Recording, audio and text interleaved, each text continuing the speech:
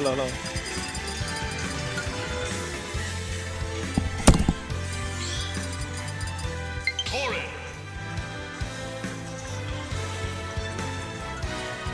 Hello.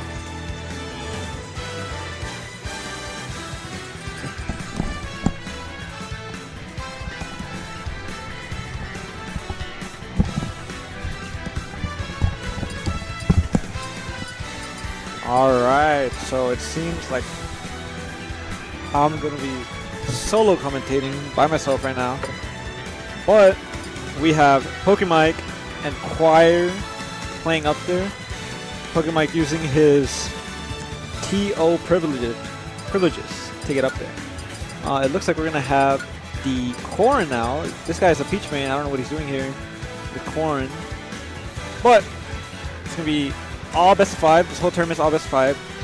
It's gonna be fun, and I like commentating. Alright. So, this matchup, I remember seeing it. Well, I didn't really watch it, but a Gluto and Shattuck. I remember seeing that, and I'm pretty sure Shattuck won, because Shattuck just beats everybody now, and this was like one of his big wins. This is just a match about whether or not Corn can actually... what's that one thing? Anti-air Wario, because Wario for some reason has the best drift in the game, and if he catches it just like that, if you catch him in the air and he loses his jump, he should be pretty easy combo food. The only problem is obviously wall. It doesn't seem like it's gonna be a problem for. Ooh, that might be it. If he back, he needs to back it right now. Yeah, that's the stock. He needed to go a little bit lower. He would have made it. For some reason, I don't know why they buff that up B so much. It doesn't seem like it goes that far, but it does. But it does seem like Fire does got the combos down. Remember, this is not Pokemike's real main. It's just a secondary.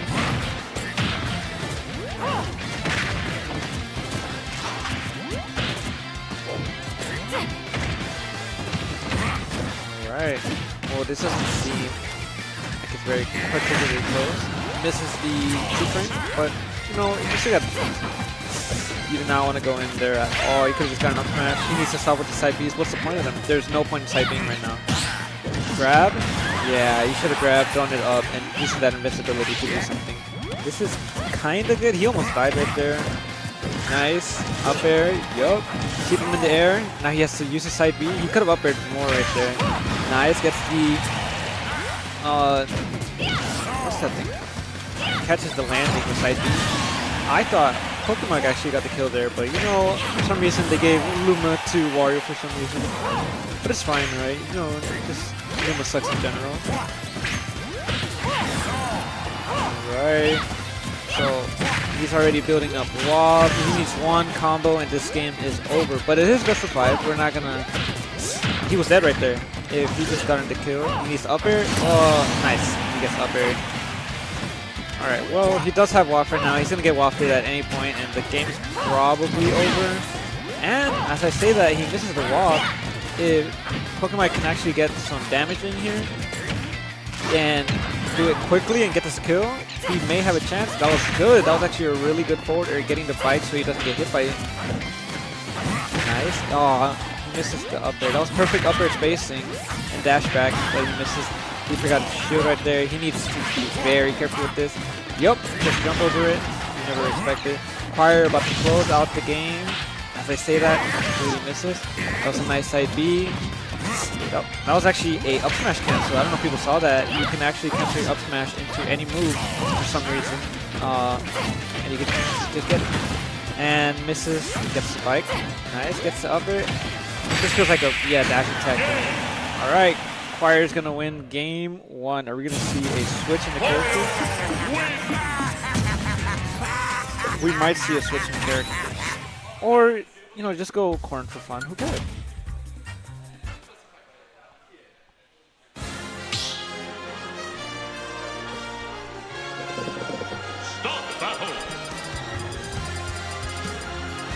Alright, yeah, we are gonna see the character switch, and it is gonna be Peach. Now, Peach Wario, I know very much because of me playing Choir a lot of times, a lot of times. This matchup is just if Choir can actually hold on to his lead, and if he can stop camping. Not stop camping. If he can continue camping even after he gets hit. Because that's the thing about Peach. She's going to do a lot of damage to you, and you cannot get scared that she's doing too much damage to you. I've seen so many times where Wario just lives forever. So if you get hit by like a 70% combo, you still have 70% to go, and as Peach, that's not that easy to get against Wario. But we'll see. Choir does know the matchup very well. He plays me a lot. So let's see if Pokemon can get something. Ooh, gets a turn up right in front of him. He does not want to do that. I think he's trying to go for the 0 to death. He is going for uppers. Uppers is what you want to do. Misses the combo starter. That could have been a quick 70. Oh, it doesn't have his jump, doesn't have his flow. Choir can get the skill right now, but he gets to land right now. He lost his flow right there, actually. If people didn't notice, he lost his flow. He can now float. Gets back on stage. Back here. Up air, he needs to do both hits to get that. Choir. Choir looking for the bike, or just using that position. Right there, you have to air dodge. You have to air dodge that. You were never in the ground, so you can just air dodge that. It's that. Choir's about to get hella damage. I don't know what that was. Side B or down B. Alright. Oh, tried to go for the forward smash. I'm pretty sure that was an instant dash attack. But, you know, it could have worked. It's a quick damage. The Wario forward smash. Right there, you just could have gone for the forward smash of Peach yourself and gotten the frying pan. This looks like, if Wario has the lead, this is a very scary match. Because what's the point? Wario does not have to go in. He also lost his jump. He lost his float. He has to be very careful. Oh, I think he meant to bite, but he missed it. He's gonna get, yeah, he's gonna get back air dash attack right here. He needs to air dodge. And just like that, right there, you could have just gone for the nair, but he misses. Alright, Choir does have WAP, so Pokemon needs to be very careful with how he deals with this right now. This is one of the hardest things you could do in this game. Trying to make a comeback against Wario when Wario has WAP. Right there, he could have just killed him. Gets a parry. Doesn't get the hit. That dash attack lasted so long. He has max rage. If he gets like a forward smash, a back air at ledge, something, this game might be over. Yeah, this game is very close to ending. He needs to do those back airs a little bit lower to the ground to be safer. Choir just needs one dash attack, one back air, one more thing out of... Okay, is he gonna get a second up air? Yeah, doesn't barely miss it. He needs to nair immediately. Back air, and misses, and gets the restock. This is best of 5. He still has a chance. He still does have a chance. Let's not think that he doesn't have a chance. Let's see if we're gonna get a different stage. I don't know if we're gonna get a different stage or not. Nope, we're gonna stay right to PS2. Stop battle. Alright, is he gonna go Bayo? It looks like he's gonna go Bayo. In theory, this matchup is really bad for Wario because how floaty he is. Like, Bayo's one of the few characters that actually just catch him. You can just jump up there inside B and actually catch him. Doesn't seem to be going Bayo. It seems like he's going right back to the Peach. Maybe he's trained up his mentality a little bit. Maybe he remembers how to fight Wario, but this is one of the hardest matchups. Alright, try to get down. Accidentally teabags for a long time right there. Nice, gets it. Ooh, okay. Nice. If he had actually gotten a float back here, he could have gotten more damage. Nice. Alright, it seems like he's playing way more bait and punish. The problem with that playstyle against Wario is that Wario doesn't have to come in. He gets rewarded for staying out, actually. Very good up B. Get out. Wario. Yeah, he's about to get all this damage back because these two characters put out damage. He's gonna get me out. I saw that coming. The forward smash is so strong. Very good at reading, or just Choir in general is very good at reading landings with that move for some reason. Sometimes it's just misinputs. I'm gonna keep it real. He just be misinputting that and he just hits sometimes. But you think he's gonna dash attack, so you think he gets more time. Ooh, that was such a good grab. Just to throw it back. Right, yeah. Choir loves to do that whenever anybody is threatening him on the ledge. And like he's just, you know, they're pressing a lot of buttons, including myself. He likes to just hit the normal, not the normal get, the get up attack, and he likes to get that get up attack and gets to get off a free. Ooh, but like, Pokemon is missing a lot of these combos. He needed to double jump there. He does not have float. Now he does.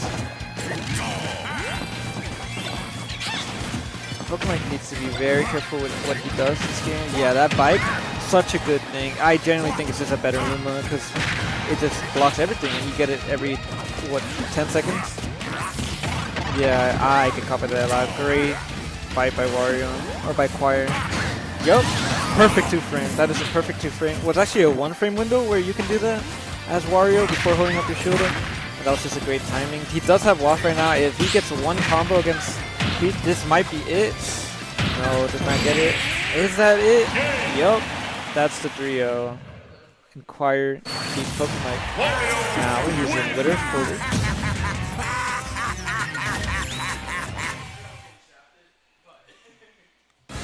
Honestly, I saw some improvement in that game.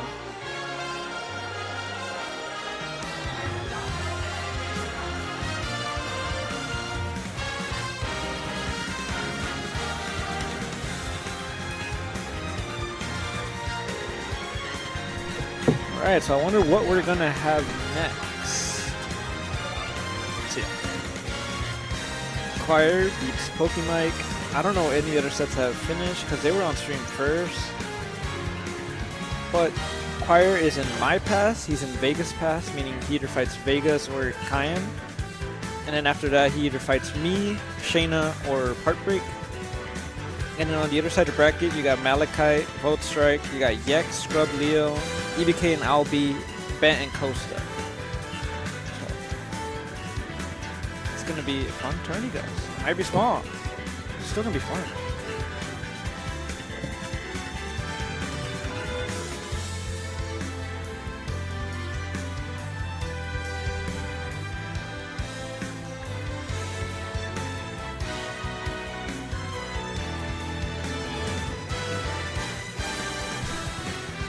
I don't know who's next. Not telling me anything, no one's going up there. Maybe everybody's actually just playing. They can't find a single person. So, I want to tame.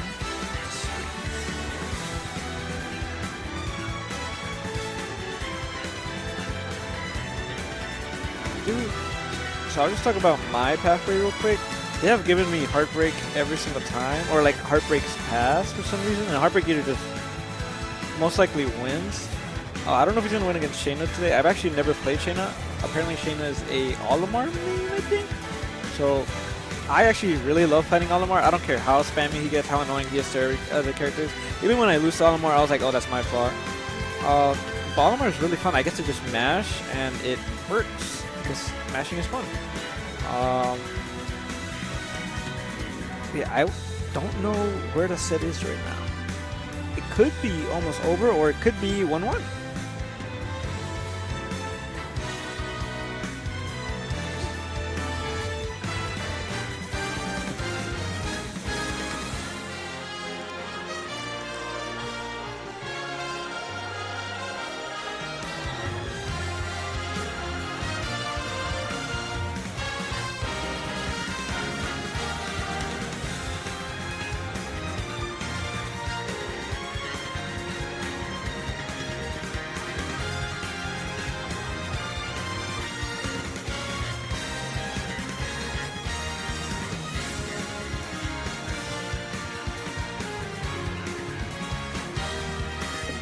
Alright, let's see if anybody's gonna go on stream. It seems like Vega is walking. Is that Vega and Cayenne walking up the stream? They haven't started their set? That is crazy, actually. Yeah, it seems like it's gonna be Cayenne and Vega. It's next on stream. Awesome.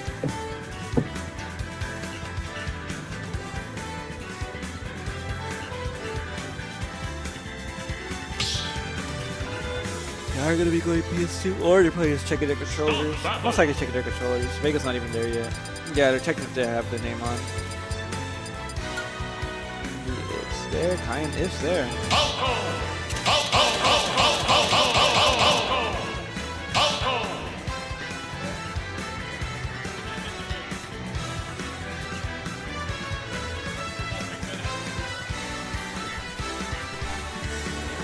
What's up? Alright. Who's up right here? Cayenne and Vega. Yeah, I thought they started their match already. I guess they needed more stream matches. Alright, so I've actually never really seen this matchup. This matchup That's what I was saying. I don't really know what to say about this matchup. It seems very annoying for Mewtwo though, like the counter, the reflector. OnePlus was such a floaty character. You're gonna get played comboed floaty characters forever, before. and you're big, and you're tail. Well, and most of all, what I feel like is underrated with Falco is laser. His laser? It's really annoying because like I used to play Corrin, and half of what was annoying about that matchup was just I was so slow that if you just spammed laser, it was really hard to approach. So I can see how somebody with like that slow of a jump and that floaty of a jump maybe would have issue with it. So but he does have a reflector. True. He does have a reflector. The thing about Mewtwo is that he's slow, but like, no, he's not really slow. Like his jump is kind of slow, but like his movement and stuff. Like, have you ever seen him run? He's running really fast, actually. It's surprisingly fast, yeah. Well, I will say Falco is slow and susceptible to getting edge guarded a lot. How hard? See, I just don't know about Mewtwo. How hard can Mewtwo edge guard Falco? Like, here's the thing, because Falco's best edge guarding, or not Falco's, Mewtwo's best edge guarding is his Shadow Ball. But when you have a reflector and you're gonna be that close to the character, especially the reflector's quick. It's very quick. The What jump is it? It's like reflector. frame. I don't. It's quick. I don't know. It's fast. If he goes it's down really, first, really fast. jumps, and then down B's, he most likely is not getting hit by the thing. Yeah, that's true. But that does require some reaction time. Does Cayenne have that reaction time? Look, is he saying reaction right now? Oh, never No, mind. that would have been cool though. But it's interesting. I don't know if I've ever seen this played before because there's not really any big Mewtwo's. Like, have you ever seen Tilde play Mewtwo? That's I don't think I've like, seen Tilde play. after. I mean, there was in years. Waddy for a long time, and then after that. There was there's like a Vega really who- good Mewtwo in Japan. Vega and so Rising maybe- Grind. Vega Rising Grind. Don't let's not forget about Vega. Right? Yeah, of course Vega. Our resident low tier man right here. No, as he that- says. You know who's a low tier? Rosa. They're just playing Rosa and. I'm sorry, but I just by definition have to disagree with you because you watch one Debuzz set and you got nothing. Or maybe that's just Debuzz. Do you honestly No, think the like bus what's beats a low everybody because Mewtwo. his character is so rare. That does not make her good. That's like saying. That's like saying Lucas is good because there's no Lucas players, and you fight one Lucas that's good. And you're like, oh, I don't know what to do, so then this is good. That's not how it works. Anyways, back to this. All right, let's see. Oh, laser jab, man. laser grab. That's Hold on. something new. We like it. That- Let's see. Here's where we said that Mewtwo was gonna have a lot of trouble. that combo. This combo too. That up tilt is gonna catch all the Especially with the landings. tail and how big of a Yeah. hitbox. I mean, a But hitbox that you can't deny just how good these hitboxes from Mewtwo are as well. Yes, he's big. Yes, he has a lot of flaws, but these hitboxes are not one of them. Maybe the hurtbox, but the hitbox itself, these moves are good. to be quite honest, one of the strengths that I feel like Vega has, not necessarily as a his damage character, as a player, he also, for somebody as light and as floaty and as big of a hurtbox as Mewtwo, I feel like he does a really, really good job of getting a lot of mileage out of extra stock. I mean, you probably play him more than I have, but when I play him, like I'll use these killing characters and he'll be at like 140 and I'll be like, how the hell did he get to 140? So He puts the defense up. Not in that stock right there, but like most of the time when he's up, he puts the defense up. It just depends on how long he gets to keep up that defense because obviously Mewtwo is very, very light and big and can hit by anything. But when he gets that defense up, when he's spamming those shadow balls, when he's perfectly spacing you out with these forward tilting stuff, it can be very challenging for the opponent to pull up. And especially since the one thing about Falco is, like there's a very specific window where the kills are easy. Once you get out of that window, the kills become a lot harder, right? So the thing is, you fish for up smash, you fish for a lot of moves that so if you get can you outlast up tilt, forward, Vega does that. But if Vega here can outlast the up tilt back air, the up tilt up air, that's a combo, bro. It's not even. I actually think that was like That's a lot of time. It's not even that it's a true combo. It's the fact that I think that genuinely just kills. No good DI would have helped on that. I don't know if people know that. That And see, move that's the is situation I'm very curious strong. about. He needs to get off stage right now. Because I was These playing combos friendlies are with good. Cayenne right Dang. before this, and even like Roy down air, which has a decently. Oh my god, I don't know if you saw what he spot. just did. He just went for a raw F smash. F smash, And and that wasn't the 87 that wasn't the crazy part. The crazy part was Kyan jumping right into it, but air dodging at the perfect moment and not getting hit. Is that it? That shouldn't be it. Yeah, that move doesn't. It always seems like it kills, but. How much does F smash linger? Is this it? Can he up throw here? Yeah, that was what I was gonna say. So tough first game here from Kyan. One thing that I liked that Kyan did a lot there was he kind of tried to take advantage of Mewtwo's slower jump because he was going for a lot of short hop forward airs out of shield. The issue is towards the end of the game there, Vega started punishing that a little bit more, as you could see with up air with that big kill screen. Back, yes. Yeah, so I feel like Kyan needs to mix that a little bit because he's using the same time. It's just shield, short hop forward air, but it was working really well at the beginning. So if he mixes up the timings and uses that strategy, it should work very well. He also did die to 2 up throws.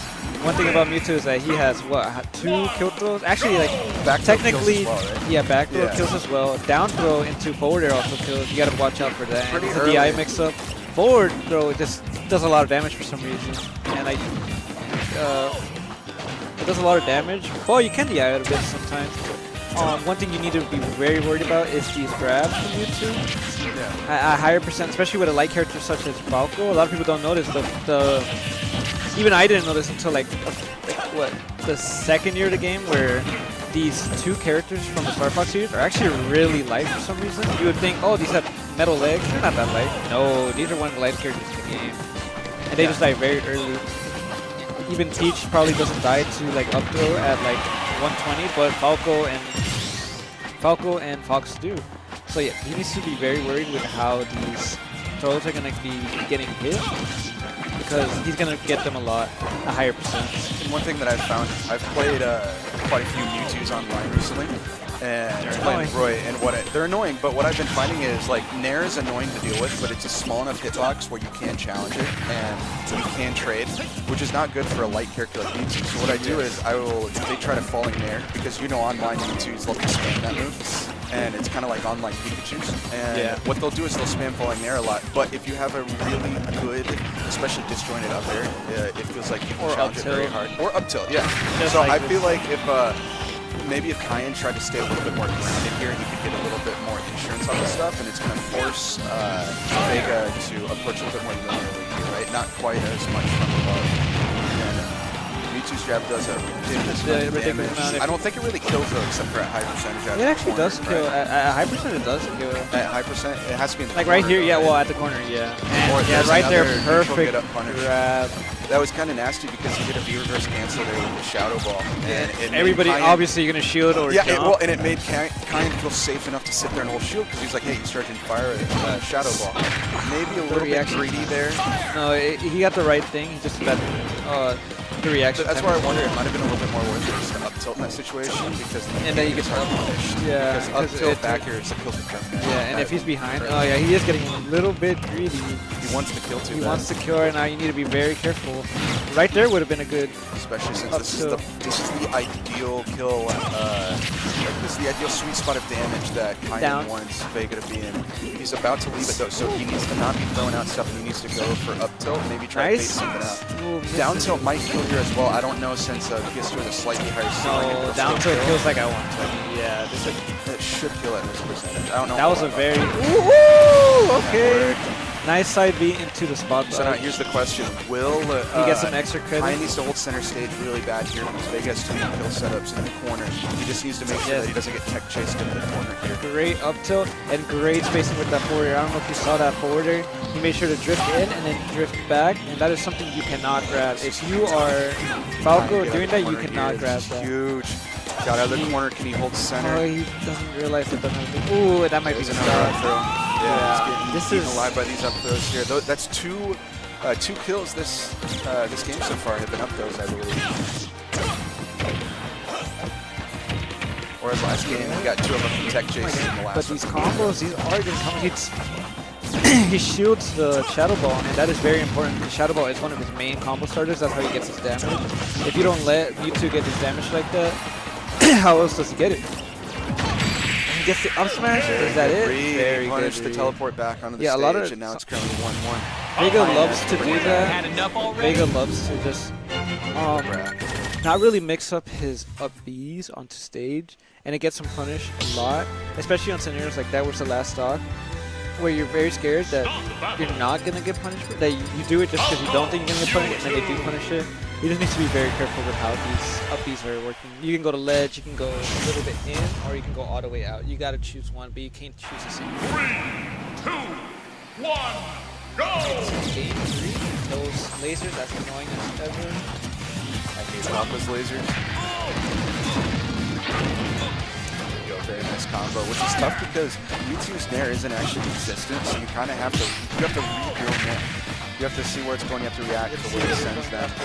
The good thing is, a character with the jump height up off, it's not Great that's edge right. guard. A lot of the times when you're all the way, you're not the near blast zone, but like kind of close to a blast zone, you don't really expect your opponent to go out there and just kill you, but that is a great mix-up. Like that, feel like a 60. One thing that I respect a lot about Vega as a player is he tends to go for the safe damage a lot.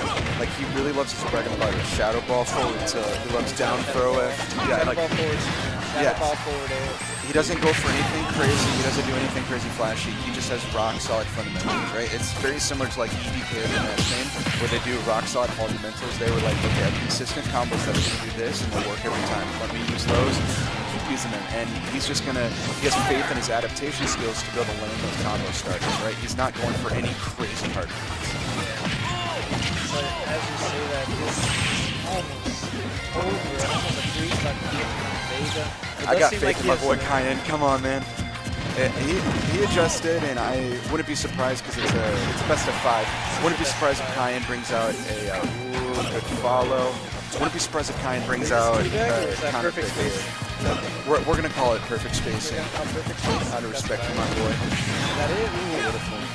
Is that a sour spot? I wonder if you can up smash into that. Is that over? Well, I will say something about Cayenne. He does have that good DI. I would get hit by that down tilt forward air. Yeah. I get hit by that. But Cayenne never gets hit by that. I don't think he's gotten hit by a single down tilt forward air, a single down throw forward air. This is crazy. Very nice angle there. Yeah, very good confidence. He cannot watch out for that up yeah. though. Yeah. I saw. He cannot. We're now at 2-1 Vega. The question is Cayenne going to pull out a counter pick here? Because it seems like that Vega's starting to get comfortable with the matchup, especially on PS2. You can see because he was kind of just tracking. He wasn't really doing anything crazy. And we have our resident Sonic made Bent who's calling for the Palutena switch here, which is a pretty good matchup for Palu. But the thing is that, oh no, we don't want that, bro. We don't want that, bro. I will walk out right now if it's Sonic, man. I am not afraid to step up and come to, oh my god. I would love to. You would love the Sonic, dude. How many times have you seen Bent Yak, man? We don't need to see another one. And then here, of course, for once, Bent wasn't warming up with Yak today, but he was warming up with Malachite, who was playing Steve. So we always have friendlies between Sonic and Steve here at Respawn. They're going double random. Let's go. Let's go. Woo! Match support here, Vouch. Oh! 3, 2, Let's go. go! Yeah, so Cayenne here playing the Ganon. Dark Angel in the house. Dark Angel versus Major here. We're gonna say that, you know, and we all know that Dark Angel can take Major. What can I say? Let's see. I actually don't know who's who. I believe it's Cayenne is Ganon, I believe, and I believe it's Vega who is Toon Link here. Good read with the up smash. Yeah. Or maybe it is Vega. I don't know. I can't tell here. To go random. They need to use their actual thing. I'm gonna start watching their heads and see reactions, see if I can tell who's what. Don't get me wrong, Ganondorf dash tech is a good move. You do not want to be spamming out. You don't want to spam it out a lot because it does have a lot of lag. Well, and plus, what's Ganon gonna do out of it if he doesn't land anything? If he doesn't land the late hit of it, he can't even. Yes, he could kill move. Well, you can like sweet spot. You can hit him at like 0% combo. And up air. Up air or nair, but I think the most common is up air. It's not quite as good as his greater, which is Falco. I mean Falcon. Falcon loves his down air nair dash attack. It's too bad. Can you imagine if Ganon had that and did like 60 after a down throw? That'd be kind of insane. Can't tell either. Yeah, I know it's a mashy cannon. We like it a lot. Oh, the reads! He had the read! He had it! Oh, he didn't pull the trigger early enough with Ganon. You have to. I think he did try to pull it out. It's just that move takes a long time. Well, especially since Toon Link was on the back side of it, so he had to pull it even earlier, or it was going to hit. Yeah. So we're going to see. The one thing he's doing a very good job of, whoever the Ganon is, I think it's Kyan, is doing a really, really good job of holding center stage here. Oh, landing the back here. Yeah, I believe Kyan is the Ganondorf. This is hard. They're not using their normal This could be a game 5. Oh. The crowd is going wild right now. This is crazy. The hard reads. This looks like Nairo. Oh, and he lands. Oh, that almost killed. Can he end it with a bomb fair? Can he? Oh no! What a set! Hey, yo, Thug Finals. No, we want a rematch. We want. If only we could do that, because that was crazy. You had him, Kyan. You had him. That was fun. That was awesome. Now please put that in the start GG. We want the thumbnail of this this entire VOD to be Ganon versus Toon Link. That would be amazing. Yek, my goat. I'm sorry, but with all due respect, you cannot have a Steve Min as your goat. Not Steve or Sonic are both off of it. Are they calling I will us be yet? going on stream now to fight Shauna. Oh, you're fighting Shauna. Fun. So I've actually never fought Shauna. Shauna is the Olimar main, right? Olimar, correct? Olimar is super fun to fight. I don't even care if And he I loves lose. to put you in the Myron zone. I've done friendlies with him before. He loves getting his double purple. No, trust me. I will be naring every Pikmin. I will be single backering Pikmin every possible. Pikmin. You will see me mash more than I've ever had. Get him, All right. Shauna. Now's your This will time. Let's fun. go. All right, guys. See you later. All right, so now we're going to have our current Houston #1 PR, Yomnak, going up against Shauna. This should be a really interesting set. I do not know how much experience Yomnak has against Olimar, because Shauna has a very solid Olimar. He definitely can do some serious damage. So it looks like Yomnak's going to go get his stuff right now, so we might be having a short break right here. I do not believe these two have ever played before. I can check PG stats right now. Let's see. I do not believe these two have ever played before, as far as I know. Let me look it up real quick. This will be interesting. I don't know, because I don't know a whole lot about Olimar. I don't know how this tends to go in terms of... Oh, now I gotta play now. Peace out.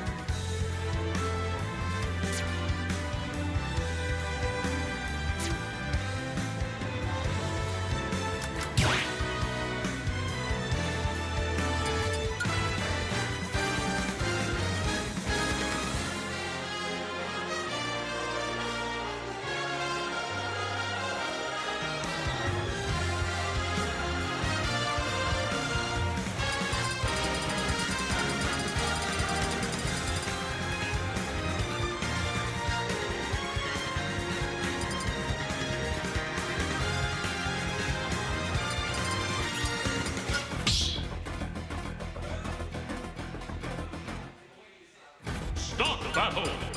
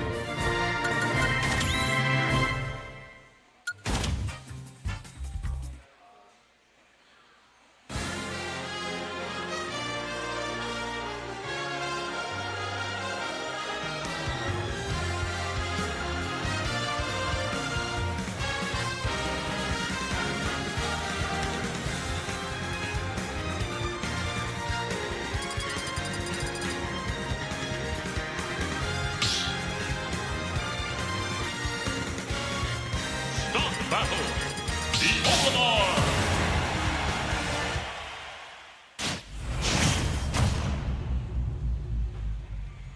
Three, two, one, go!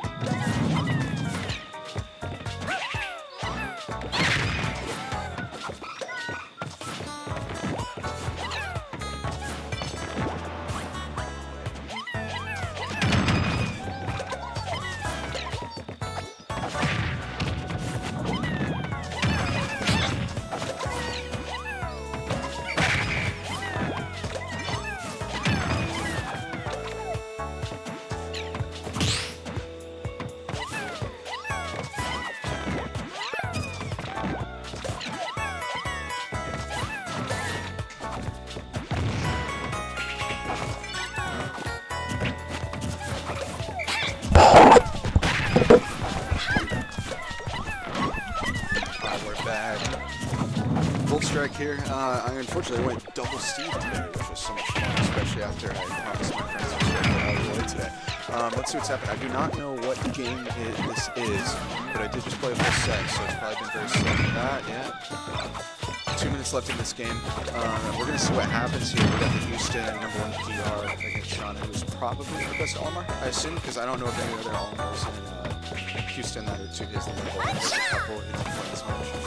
Let's see what happens here. So it looks like this may be headed towards a timeout because realistically, I don't see anything Almar can do from this position. But we'll see. Shout out to all of you in the chat. I see you guys talking here. Okay. Yamanak takes it. Solid set. You tried, man. Shauna, what was the set count? 3-0. That was a long 3-0, man. That was a grind, brother. That was a grind. That's a long 3-0. I played my whole set against Yekter in that time. Yeah. That's a tough one, man. So that sends Shauna into losers. He is now going up against, let me pull up the bracket right here. That says Shauna to face. Let's see.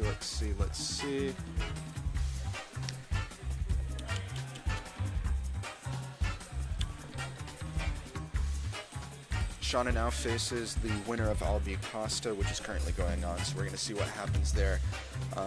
So far, what has been happened in the tournament, Shauna, after taking out Heartbreak in a close Game 5 set, fell to Yamanak there. Yamanak is currently in the winner's semifinal, who's playing up against Choir, who beat Vegas Pitt in the winner's quarterfinal. That's very interesting.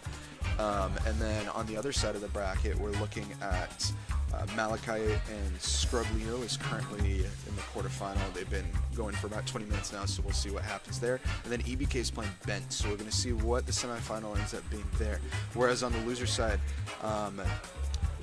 we currently have, pretty soon we'll have Pokemon versus Cayenne. It'd be cool if they put that on stream. I doubt it though, because I'd love to see the trash talk that would happen there. And then we have me losing to Yek, because I did double Roy into Steve. It sucks. I'm still trying to learn that matchup, but we'll see what happens. I started to learn it. Of the 6 games, I think I brought his last stock, 4 of them. So we'll see, and then the others were 2 stocks. So we'll see what happens here. It looks like Heartbreak plays the loser of Bent EBK. I believe Heartbreak does have wins on both of those, so we'll see what happens there. Should be an interesting tournament, even with only 15 players in it. So we'll see what happens here. Very curious to see. I wonder who they're putting on stream next. They just sent somebody. I can't see who it is right now, though. We'll see. And we'll set up the stream so it's a little bit cleaner right here. And we're going to see it. So I'm curious to see what happens the rest of this tournament. It seems like we have a good lineup happening. I see Malachite going right now. So Malachite might have won. Malachite, did you win? Have you played your quarterfinal yet? No, you haven't yet? Oh, so it was marked as playing, so it looks like they're going to put that one maybe on the stream. That'll be very good. So that would be Malachite versus Scrub Leo. Malachite is a Snake main, but has been playing Steve lately. He played me in Winners Round 1. Some good games, but, you know, I got Steve double diamond F smash at 60, which was so much fun. But it was on town. That's my own fault then. And then I do not know who Scrub Leo plays, so I'm very curious to see what ends up popping up. We'll see if that is who is playing after all. But now we're going to play, definitely is those 2, Malachite, who does play on box. We had a conversation earlier, and it sounds like Steve's a little bit harder to play on box than gaming. initially. Because nils are not quite as consistent. It sounds like I don't know any of the tech behind that. But we'll see how this goes. We'll go and update this.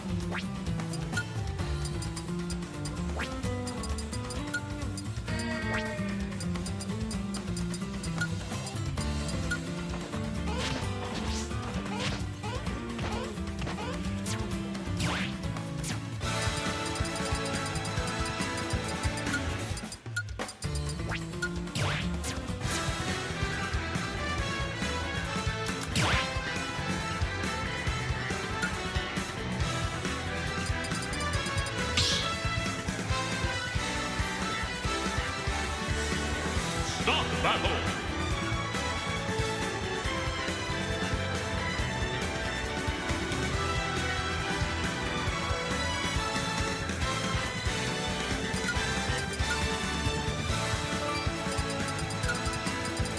Enderman.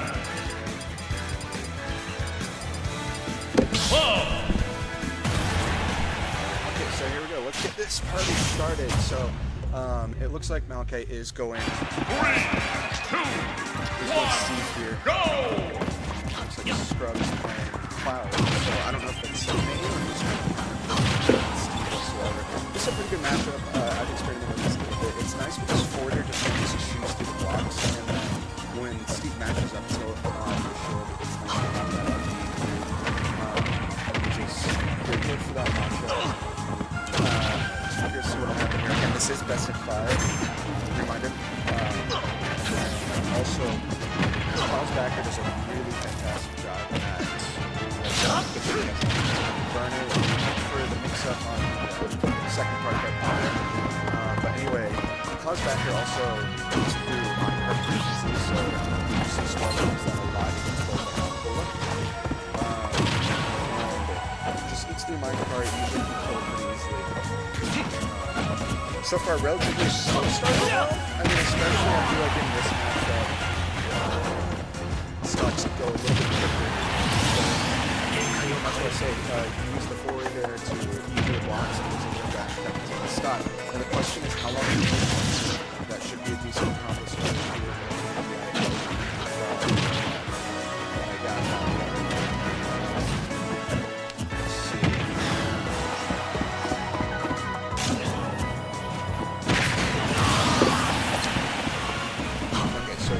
We're now even here at 2 stocks all.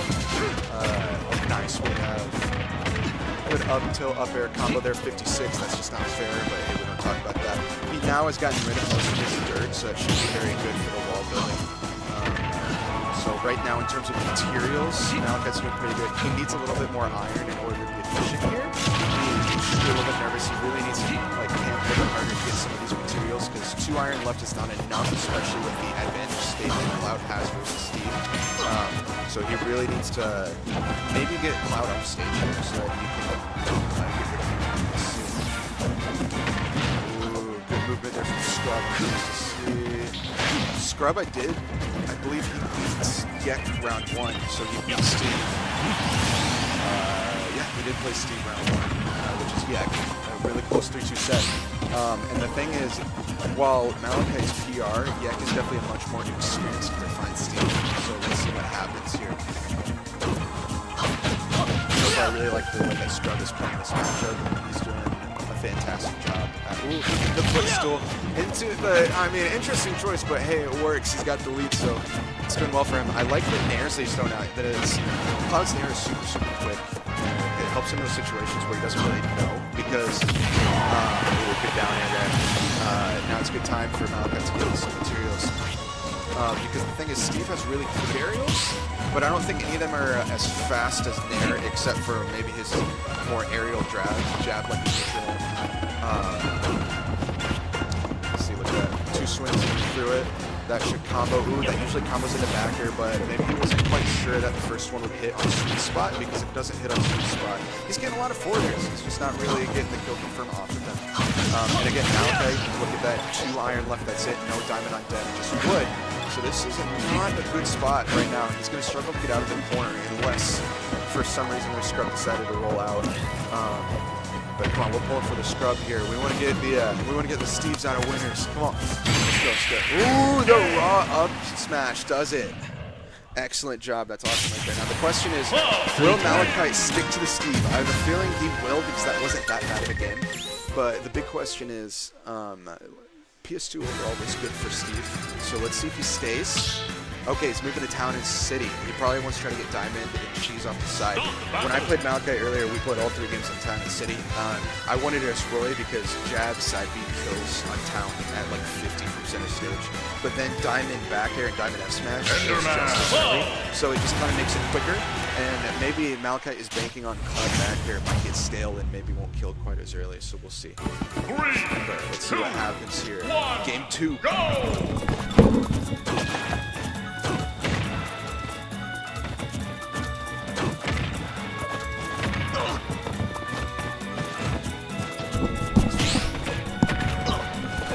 Letting it rip on game 2. Let's see what happens.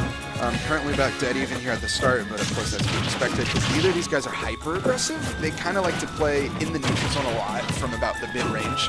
Of course, Cloud wanting to weave it out, and then Steve wanting to mine, so that makes a lot of sense. We got a lot of chance here for Scrub. Let's go.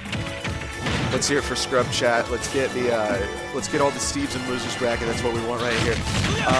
Ooh, it's too bad for Malachi there that he only had wood tools. He could have gotten a bigger punish there. Oh, yeah. Scrub needed to kind of hug on the inside of the stage just a little bit more there, but I think he panic up beat, and Malachi was able to take advantage. This is not a good position to be in because on Town and City, Steve's advantage state is absolutely terrifying because, again, forward smash kills crazy early, back air kills crazy early, and Steve, as everybody knows, combo into that. There we go.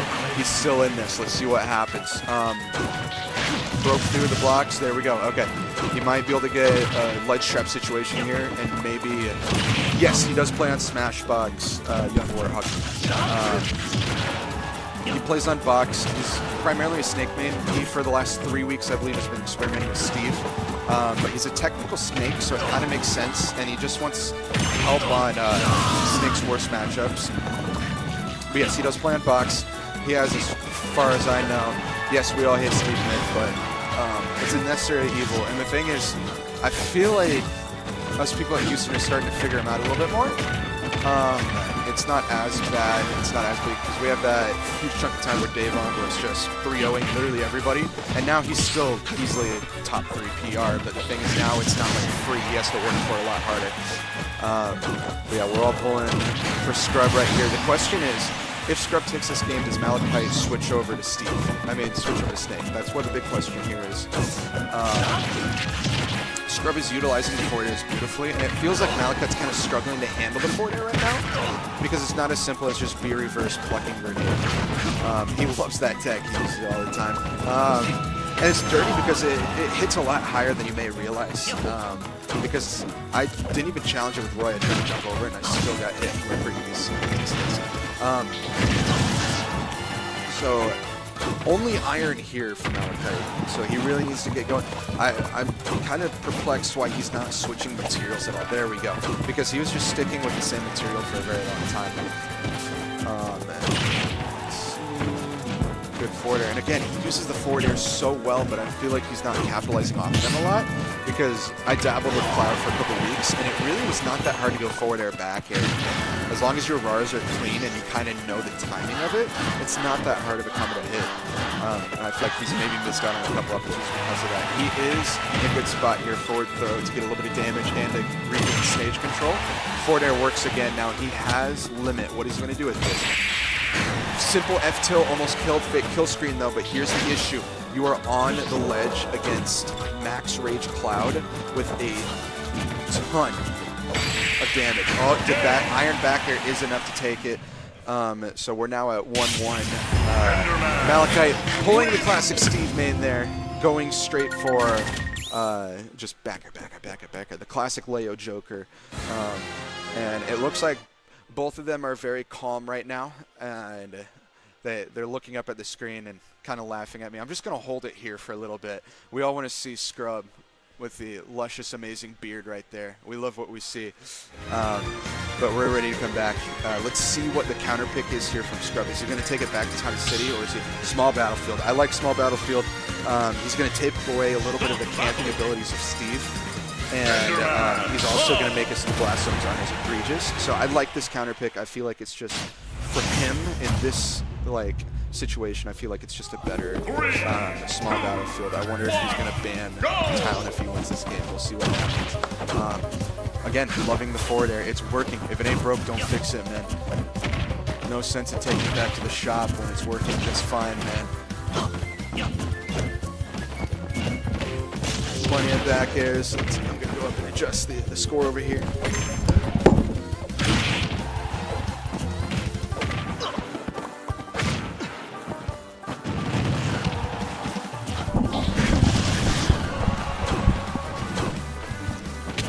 All right, nothing crazy happened while I was gone there, adjusting the score. So again, we're at 1-1, sitting. Every game has been last stock, last hit. But the interesting thing is, the first game, each game has been decided by who had a heavy lead going into stock 3. Let's see.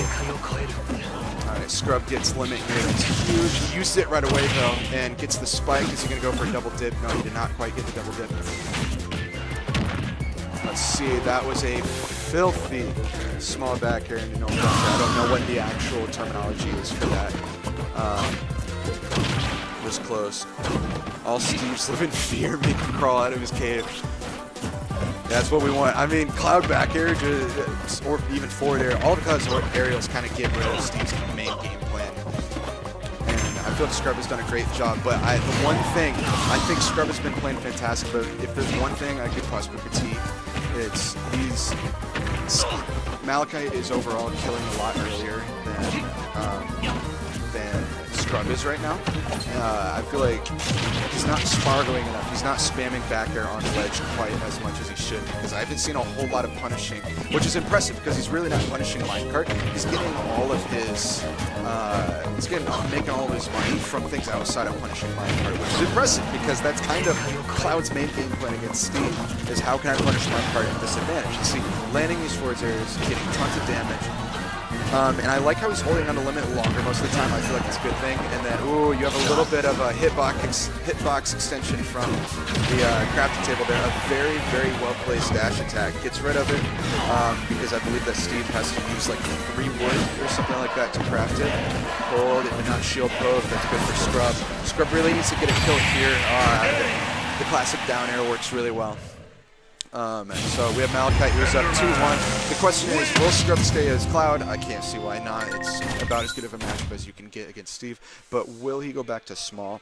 His only success today has been, the first game was, I think on PS2, which is a good Steve stage. So I imagine if it was me sitting there, I would probably go back to small battlefield. Because I imagine, yep, so he is going back to where he got his game on. The issue is, since Malachite is starting to get on into his habits a lot more, I don't know exactly how well it's going to go. He was scrolling over Little Mac, and I was about to go nuts. He's looking at a character switch, not going to do it. Smart, I mean, he got his game on Cloud, so he might as well stick to Cloud. 3, 2, 1, go!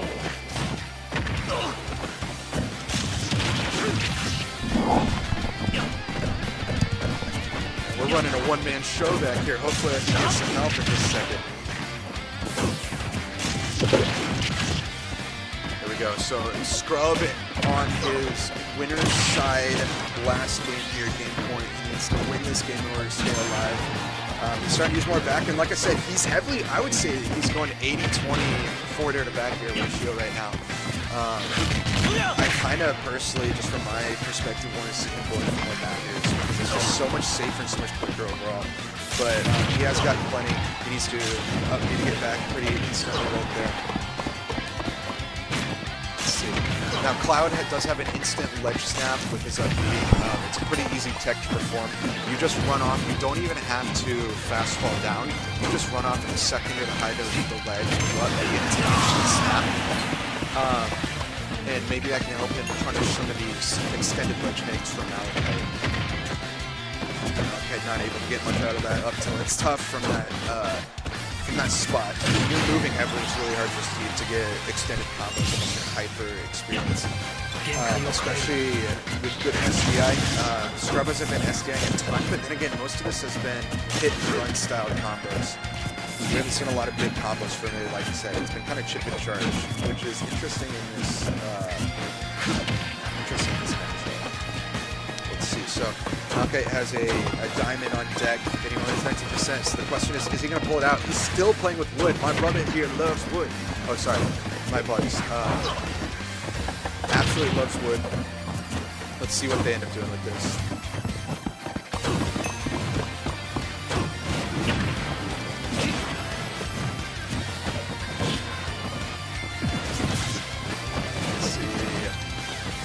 Okay, really wants the ledge trap and scrub like crazy here. Because that seems to be where Dominic is getting most of their damage. While Scrub is in the corner. So here we go, huge on Scrub. What can Scrub do? We need a comeback from Scrub. Come on, let's make it happen. Come on, we need that Spargo magic here. Embrace your inner Spargo, Scrub. We got this. Come on. We want this to be a last stock, last hit. Make this exciting. I haven't had the need to scream yet. I want to scream, man. Let's go. No punish. That up B at certain percents and from certain distances can come with an up smash, and it's just ridiculous. Malachite's just done. Oh, there we go. That's going to kill. Here we go. It is not over. Can Scrub cheese a victory here? Maybe he can get a double fair. Maybe he can pull a Nico fair finishing touch. There's definitely opportunities for Scrub to make this happen. At this point, he just needs damage. This bad situation. He's going to air dodge back. Ooh, good space in the Scrub. And the F smash from center stage at about 100 of his kills. That was an interesting choice, but we support it. Let's go. Hop on. This side. Because the boards, they already got into that goal. We've got the anti-Steve Master here to help us out on commentary. Yeah, Steve just won though. It was a good set. I mean, it was interesting because Scrub was getting most of his damage off of forward. He wasn't really punishing minecart backward at all. He was just going to forward it and spacing them very well. Am I supposed to be able to hear you on this thing? Oh, okay. That's why we have like one. Yeah. Oh yeah, we pull All one right, of these things. You can either do the almanac or like rest it. Yeah, I'm just gonna put mine like in front of my eye. Like So, what's up, y'all? So you play so much Steve. You play against so much Steve. Yeah. What do you feel like if you had to come up with say 3 keys? Okay. What would be yours? Because you like your main training partner is probably the second best Steve in Houston. Oh, for sure. So it'd be pretty clear. Right. Yeah. At least right now. For sure. For right now, yeah. We won at some point, you know. Yeah, true. But so what would you say are the keys? Not necessarily from the perspective of Sonic, but Yeah, from right. the perspective of overall. Yeah, I actually really like this topic. Obviously, I think that Steve is the best character in the game, but he does. Oh, hey, what's up? Have a lot of universal counterplay that most characters can take advantage of. Yeah. And I think the key points as to how I play the matchup would be break the top blocks. So Really? Not the bottom? Yes, I feel like so- most people say break the bottom. Yes, that was the original counterplay, and I think it does work really well for some characters. But what you want to do is you want to break the top blocks because it corners Steve. It forces him into the corner because he can't run through his own blocks. Okay, but then theoretically, would it depend on, so you say depending on the character, would it depend on how good some of these aerial mix-ups are? Because speaking from a Roy main where my approaches are hella telegraphed, Sure. wouldn't that make it worse because I still have to jump over? Or is that where you're saying it just Not depends? necessarily. What I think you need to do for universally, first of all, I think you need to play the matchup very slow. Okay. Any character would have to pretty play the sure matchup that- pretty slow. Pretty much any yeah. Right. So what you're going to want to do is you're going to want to break the top blocks, 1 or 2 of them, and then you're going to try to pressure Steve into doing a minecart. But you want to make sure that you're standing at a reactable distance, and most characters do have an aerial or a move that can break the minecart, or hit Steve out of it at The least. vast majority of them do. I mean, Yes. except for the not little man. Well, yeah, right. Well, of course you have some characters against Steve that are just like, why would you play this character? You don't play this character. But yeah, That's what you think, but then you have 2 weeks ago, Mike Jones. No, this past week, last week, Mike Jones beat Malachite Steve, right? With, Yeah. Meta Knight. Yeah. Right? So you think Meta Knight, oh, what is Meta Knight going to do against Steve? And it just worked. But I feel like there's some characters where even, in theory, rushdown characters don't do well against Steve because he gets decent boxing. Right, no, absolutely. You But don't the want to thing play is- next to Steve. But the thing is, like, I've been experimenting the last 2 weeks with Roy Steve, and it's not as bad as you might think. Because you're only going to get 1 opportunity every 2 minutes. But it's really easy to carry the this as a Sonic. Once you get that opportunity, you just carry it as far as you want. Absolutely. Well, we're getting into yeah, absolutely. We're getting into Choir Yalmanac. Definitely a Houston classic for sure. I would be curious to the set count. I think Choir's taken a set at least, but definitely Yalmanac holds most of the games in his favor. So I'd be curious to see what adaptations Choir makes this week.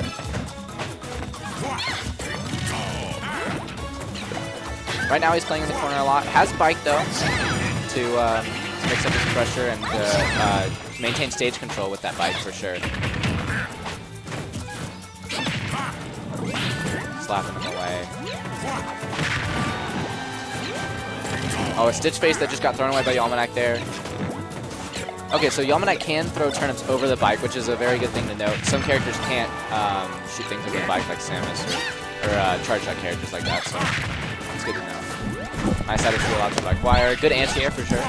Okay, so you're asking what their set count is? Yeah, what's that? I know Yalmanac has a set lead here, but Yeah, absolutely. I'm looking up right now in PG stats what their set.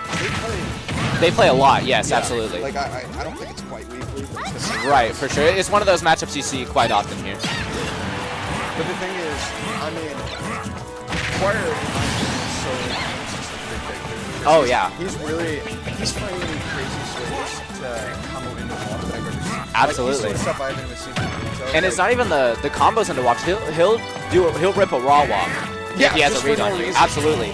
I mean, he always has a reason, but yeah, it's crazy. One of the scariest spots to be in his Choir is when he's standing at roll distance on the ledge, because he has no shame whatsoever in just pop up that way. Absolutely. I remember one and only time I played Choir, it was when I first started competing in tournaments. It was like 4 months ago. It was at Cooper Academy. Okay. And I was with Fine Howard. I was with Fine in game 2, and I was feeling great. Yeah. And he was standing at roll distance. I roll, and then he just pops it. I'm like, I'm the biggest idiot that has ever put his hands on shit. Yeah. So let's look at his set. Choir evened it up at 2 stocks apiece, but has a pretty bad percentage. 0-8 against you. Oh, wow. Okay, so Choir actually has not taken a setting against Yalmanac.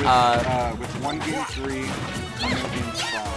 So, Wow. But All this right. is a tough one. Yeah. Yalmanac is, I feel like Yalmanac will do a good job at keeping Warrior point. Absolutely. Warrior is really fantastic. Yeah, this matchup seems decently rough for Wario because he's a little stubby, you know, and when Peach plays against stubby characters, she can easily outbox and hitbox them with a back air for sure. So.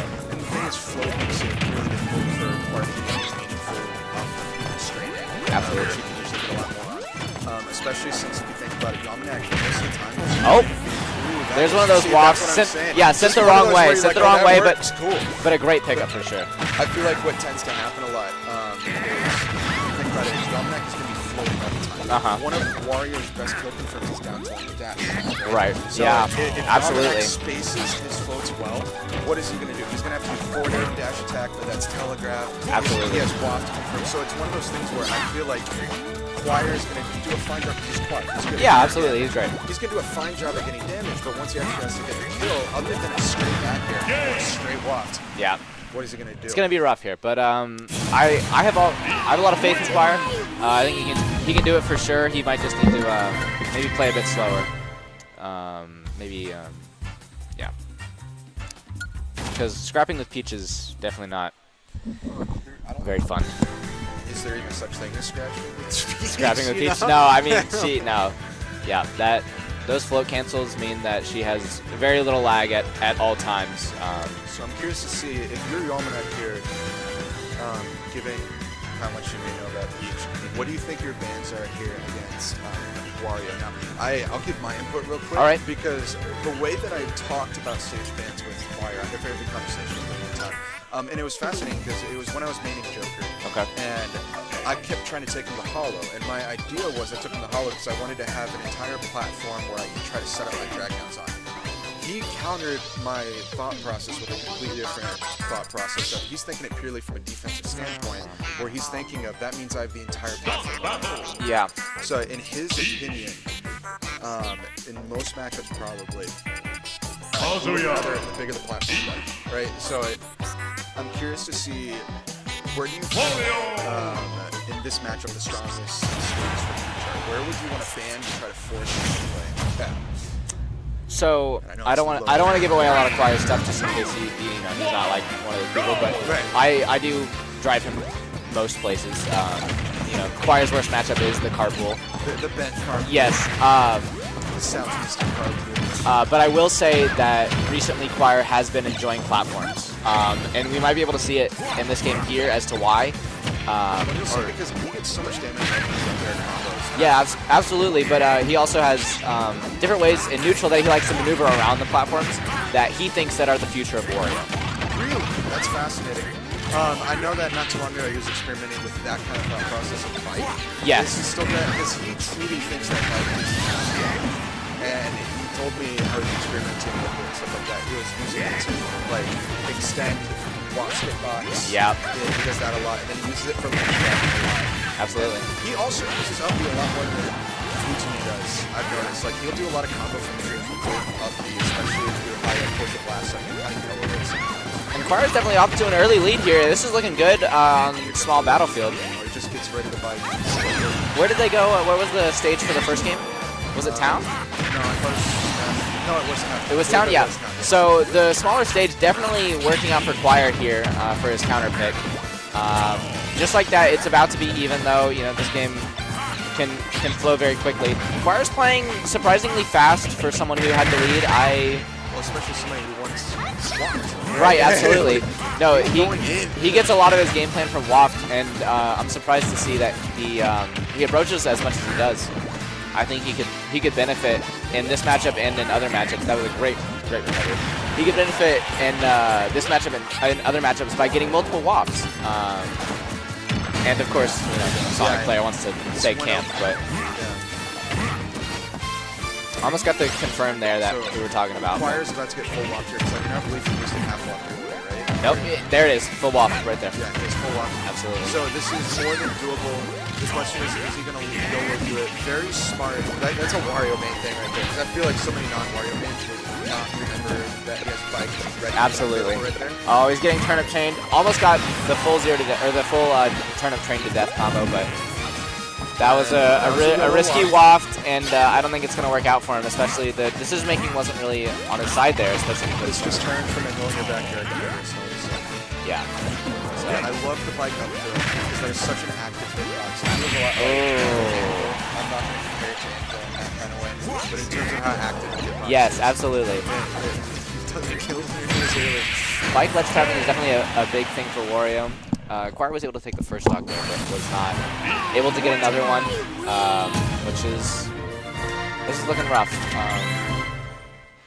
I think he could benefit from slowing down, but I like to see Choir's decision making. It's very unique, that's for sure. You don't really see this type of decision making from Wario anywhere, and sometimes it works out in his favor, and other times, not really. But that's okay. I'm sure that he likes to think about the game a lot, so I'm sure when he comes back either next week or even in this game right here, he'll be able to really smooth out that decision making and make it easier for him. Let's see. Yeah, that's one of the things I want to see Choir start to make the adaptation of maybe trying to get bigger ones. Right. He's kind of just mindlessly moving, and a lot of his dash attacks especially are getting punched right now. Yeah. Okay. Oh, okay. Nice recovery. I almost thought he. Yes. Yeah. We were both very scared for Choir's first stock Here's the there. thing, it's currently 88 to 0%, but Yeah, Choir. Wario, especially Choir's Wario. Yes, definitely he can make this back, but can't make that though. yeah, the ledge trapping from Yamanek just a little bit too good. The ledge jump was called out, and he lost the stock for it. Now, Wario does have, you know, the X factor of walk, so let's see if Choir might be able to make use of that. Reminds me of that conversation we were having earlier where some people against Pete would rather be on the ledge. Yeah, absolutely. It's one of those rare working characters like that, right? Because you usually rather be in the corner than on ledge. Absolutely. But this is one of those where when you play Yamanek, you feel most comfortable when you're on ledge. Yeah. Which is what's crazy, because you're not Yes. comfortable at all. But again, we're saying most comfortable. Oh That my was god, sick. down tilt up B, what? That only works when you hold in, right? I couldn't tell you for sure, but That has to. If that works it- in more than just holding in, that's important. I'm sure it's a specific DI, but still, the fact that Peach can find those hits and convert them is why she's such a good character. She is very hard, but learning her is a very, very good payoff. It So feels like Crom at Crom was good. Yeah. Crom takes this random, what the heck? I don't know. I don't know. Peach from? I don't know, man. Good recovery by Almeda, making it back. Yeah. Okay, So- Choir going for it all. He knows Quietly he going needs to down take some without a risks fight. now. Yeah, oh yeah, he's going for for every risk. sure. He's going down swinging. He's not going to Yeah, go down absolutely. and He, sit there. yes. He's about to have full walks, and the thing is, it's not over. If he camps enough, he could realistically get a full walk and a half walk here. So he could continue. I don't know. Choir's not one to play it patiently. He wants to make those correct decisions and make At your this rate, that make may be the only feel way. bad Like for it. you would have like outplaying Yelnak that heavily when you're down by this much. Yeah. It's very unrealistic, in my opinion, even with the player that's Choir. But Unrealistic, but maybe something that he should try out to gain information for future sets. yeah, that's probably what his mindset is right now. Because look at, like, I mean, dash attack, one of his best kill moves. Yeah. Not even. Oh, great ledge trap. Great ledge trap. Wario For ledge sure. trap, I feel like is not used. So I don't see Wario ledge trap a whole lot. Yeah, His back air feels so early in other situations. Yeah, for sure. Big combo starter, yeah. Okay, great half walk. Maybe should have saved that one, but you know, If he I can like get the combo. kill The right damage was here, great. The presidency's a damage. Yes, If he absolutely. can get a kill right here. But the thing is, it's getting to the point where almost anything will kill. Maybe a YOLO up smash. Nice bike hit, but throws the bike away. He's gonna have to wait a little bit Here's where before it it's comes back. dangerous. Yes, he needs to be very careful. Yes. Until bike comes back. How many seconds is the refresh rate? I believe it's something like 5? No, 10. I don't know. I thought it was like 15, but I could be wrong there. I'm not. Yamanek takes the set here 3-0. A little bit frustrated with Definitely the frustrated. I mean, getting walled out that hard in the first stock has to be extremely frustrating. For sure. So, how's your tournament going so far, Bent? Let's get a little bit from you. Going all right. I lost to EBK in a game 5. That's Rough. Yeah, Happens. That's rough. I'm in top 8 loser side right now, Nice. and I play the winner of something, and then I'm actually stupid, I the can loser say of the that match now. that we just saw. So, you play the winner of Cayenne and Scrub. Okay, so So, you either either play Falco or Club. Falco or Cloud, yeah. So, from your perspective, not from a player standpoint, from a Yeah, character for sure. standpoint, which would you rather? I think they're pretty close. I would say I'd rather play against Falco. Okay. Cloud Sonic is, you know, Annoying. even-ish. Disjointed hitboxes. Yeah, right. Big Stuff swords. Big swords are generally good against Sonic. However, I do have the out in edgeguarding him, so I like simplified win conditions. Just anything that I can simplify, I like it a lot because it allows me to think about other things. I like that. In the match. So yeah, I would probably rather play Falco, but either way, I have Do a you game have plan for relative both. comfort with either of them? Yeah, absolutely. Okay, gotcha. Uh, Well, I mean, I feel like they're two very common characters, especially like in an online world. And I know that you grind Elite Smash quite a bit. Yep. So you probably see them plenty. And Yeah. obviously online, you would rather Falco any day of the week, probably, right? Yeah, probably, yeah. Because, yeah. Cloud can kind of, if you know, a good Cloud can throw out aerials and shield before Spin Dash is able to punish them. So I do have to, you know, plan my routes more carefully rather than just holding Just Spin throw Dash the whole something game. out. Yeah, absolutely. Now, in terms of edge guarding, let's say they're both same percentage, same distance off stage. Say about mid. Yeah. Which is easier to edge guard from Sonic's perspective? For sure it's going to be Cloud, Okay. just because the mix-ups he has is pretty much only like the air dodge, jump, and up B, whereas Falco does have, you know, the side B and then up B to mix up the timing, and then has that wall jump. That's true. Yeah.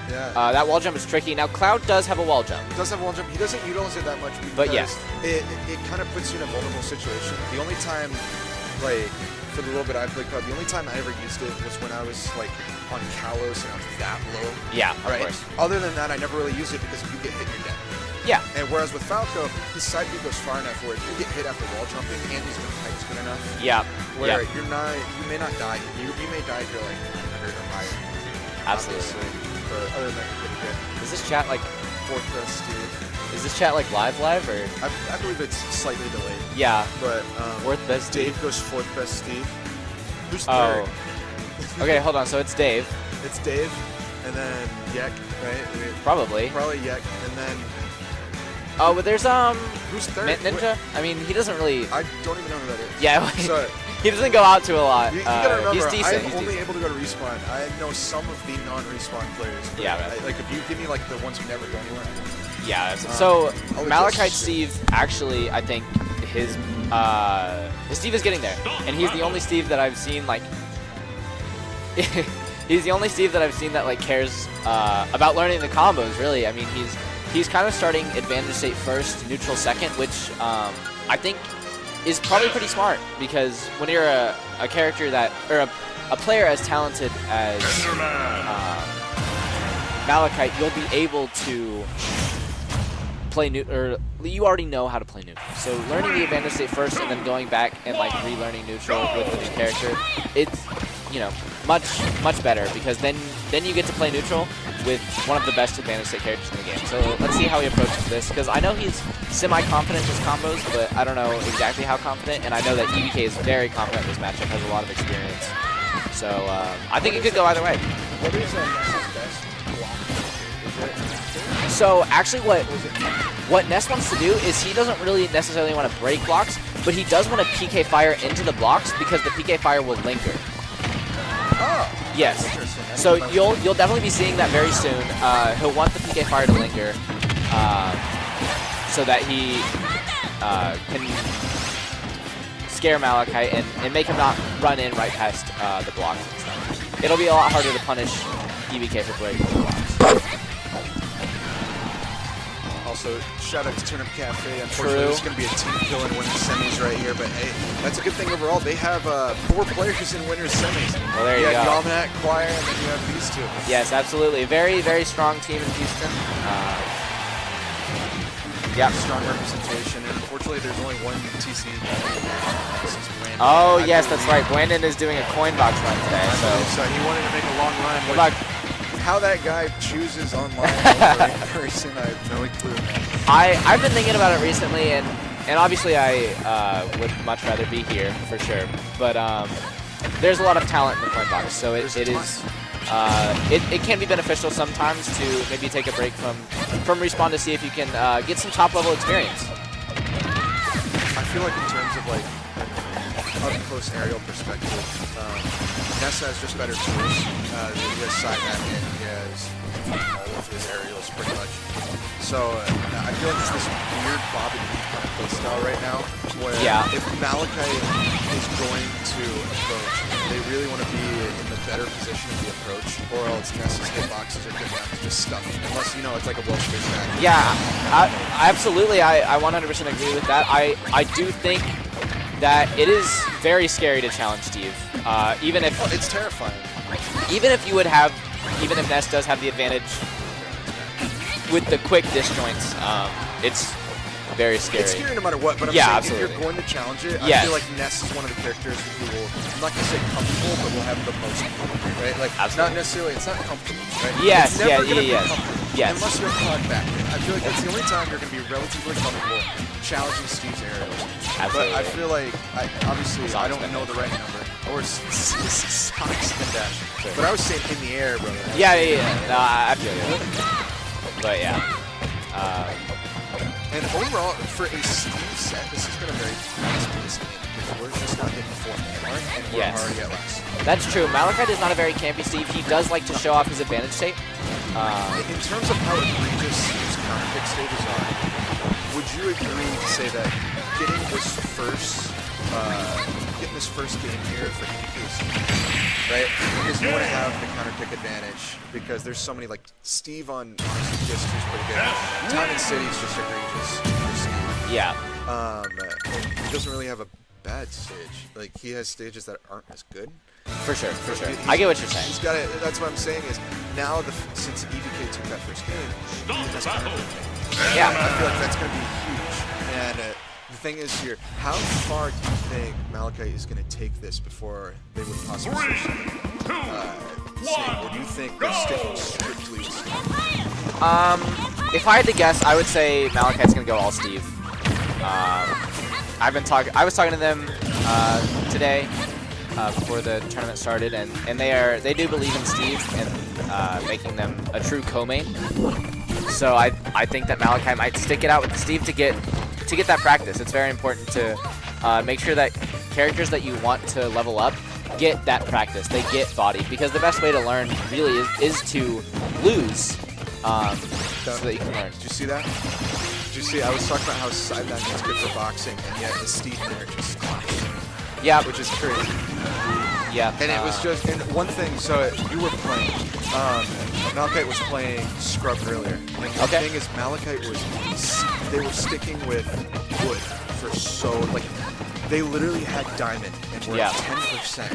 And, like, Scrub was on the other end of the stage recovering, and they were choosing not to switch to diamonds. So I do not know why. I know, or I have a good guess as to why.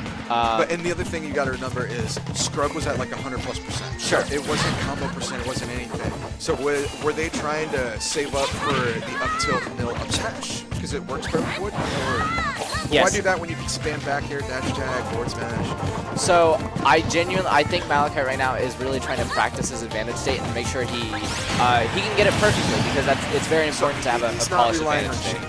No. Right now, he definitely wants to make sure his combos are on point, for sure. And all of the like kill confirms are a lot easier with wood.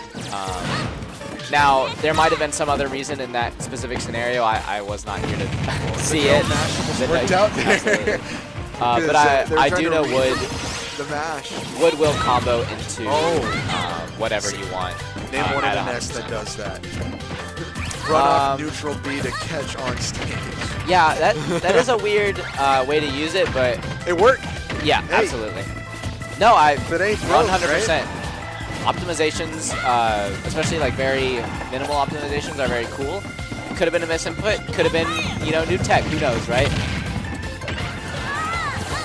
Okay, no jump from Ness here. All right, Malachi probably should have pushed his advantage state. Yeah, that was crazy. Now, all right, now he has diamond. The entire game can do this. I feel like it's Steve. Yeah, absolutely. Steve and Kazuya. One up tilt here. Sonic, but we don't want to have that conversation. No, absolutely. I also disagree with you, but we're not going to talk about it. I'm joking, by the way. Yes. No, Steve does just need kind of one up tilt here. Falling up air will work. Yep. Falling up air is That's good rough. enough. Okay, so so this is huge. If they're ever going to switch to Snake, it's going to be now. Absolutely. If they don't switch to Snake, but then again, this is also winner semis. So the thing is, no, this is not winners. Yeah, this is winner semis. So if they're ever going to stick it out with Steve, now's the time to do it. You're already in top 8. You're in top 8 winner's side. Guaranteed to go pretty far in this tournament. Exactly. Because top 8 winner's side is guaranteed 5th, right? Yeah, absolutely. Yeah, so guaranteed 5th. So yep, sticking it out, going to Hollow, which I believe Hollow is, according to Yek, not that great of a stage for Steve, right? Like, in terms of what they could get out of it. Yeah. I do know that on Hollow you will get 2 mining pools. So there is a potential to get 2 diamonds very quickly. Or not necessarily very quickly, but in quick succession. Usually around the second stock, you'll see Steve pull 2 diamonds pretty quickly, because the corner is a different resource than the center stage. So that's how you play with the Steve, man. That's awesome. That's great information. And also, where it might be a little bit of a struggle here is the blast zones aren't quite as contentious as the other stages. Yes, that's true. But the one thing is, do you think, and again, because I don't practice against Steve enough, or know enough about Steve, I've never talked about it yet, does the platform help the up tilt combos, or does it hurt it because Nils is better? The platform doesn't matter too much. Nils actually, the platform does not get in the way of Nils. It doesn't? Okay, No. because that was going to be my question, because I was saying is, if it gets in the way, the platform might be worse because it's such a big platform. Yeah. I mean, it's not the size of, like, Smashville Center Plat, right? Yeah, of course. No, the platform does not get in the way of Nils, so that's not an issue there. I do think Steve is going to prefer biplats, so I'm confused as to the counter pick, but maybe Malachite would prefer to control center stage, maybe in this matchup specifically. Or maybe if Dave is still in chat right here, maybe Dave would like to tell us his thoughts on, Yeah, absolutely. On Hollow. Hopefully Dave's still here. I'd love to hear his It also could be an anti-Ness counter pick, because I know EBK does also love biplats, so he can do the PK Fire auto Doesn't cancel. EBK just love platforms? Because Ness has some of the best platforms. And Wood F Smash. Oh wait, no, that's Stone. Stone F Smash. F Smash, is enough to absolutely. make it happen. Wow, that a weird pause from EBK there. Maybe a misinput. Maybe he tried to do an aerial, but either way, Malachite getting a full combo off of it. This is a close-looking game. Okay, no iron for See a heartbreak. no iron for Malachite right now. Doesn't look like he needs it. Okay, he's got iron back. Nice. Gets Ness off of him. It's looking like this game is going to go in Malachite's favor. Let's see how the ledge trap works out. really needs to give some materials there. He has one That is gold true. bar and one iron, although it doesn't He's matter. getting his iron back, and hopefully he uses. Yes, he's using this opportunity to mine rather than to craft. He should be able to get within no time. It's a risky situation. That was very that was risky, but- close spacing right there. Malachite trying to show off some nils there. Oh, and that's the up Sometimes you smash. just up smash. right? Absolutely. Okay. So Malachite took that, or GameGuys 2-1, but this is where it's huge because EBK gets the stage pick for guaranteed the next two. Absolutely. So that's where it becomes tough. You about to play your next game? No, I was just my ear hurts. Adjusting. Oh yeah. So curious to see where EBK takes this next game. Yeah, Back absolutely. To Hollow. That would be crazy to go back to Hollow. Okay, Smashville. Smashville's not bad. I'm actually curious about that counter pick because Smashville, I guess since it's a smaller stage, then okay, I get it then. Yeah, Smashville is a smaller stage that's going to make it so that Steve can't run away and can't push hard. For sure.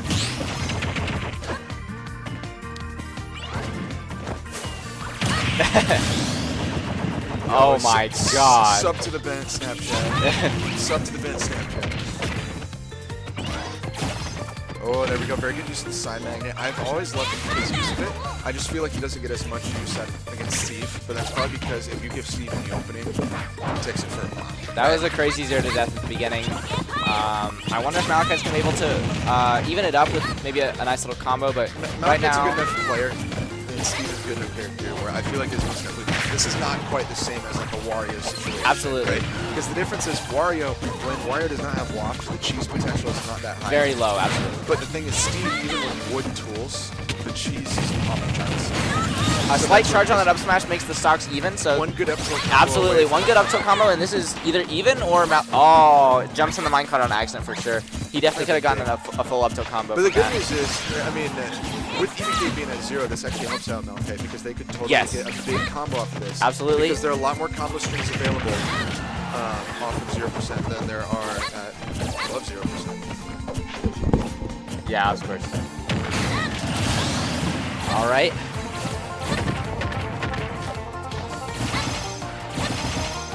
Minimal damage on that combo there. Malachite definitely still needs a little bit of work on this advantage state, but you know, overall, the Steve took a game, so definitely viable for Malachite to go to Steve here.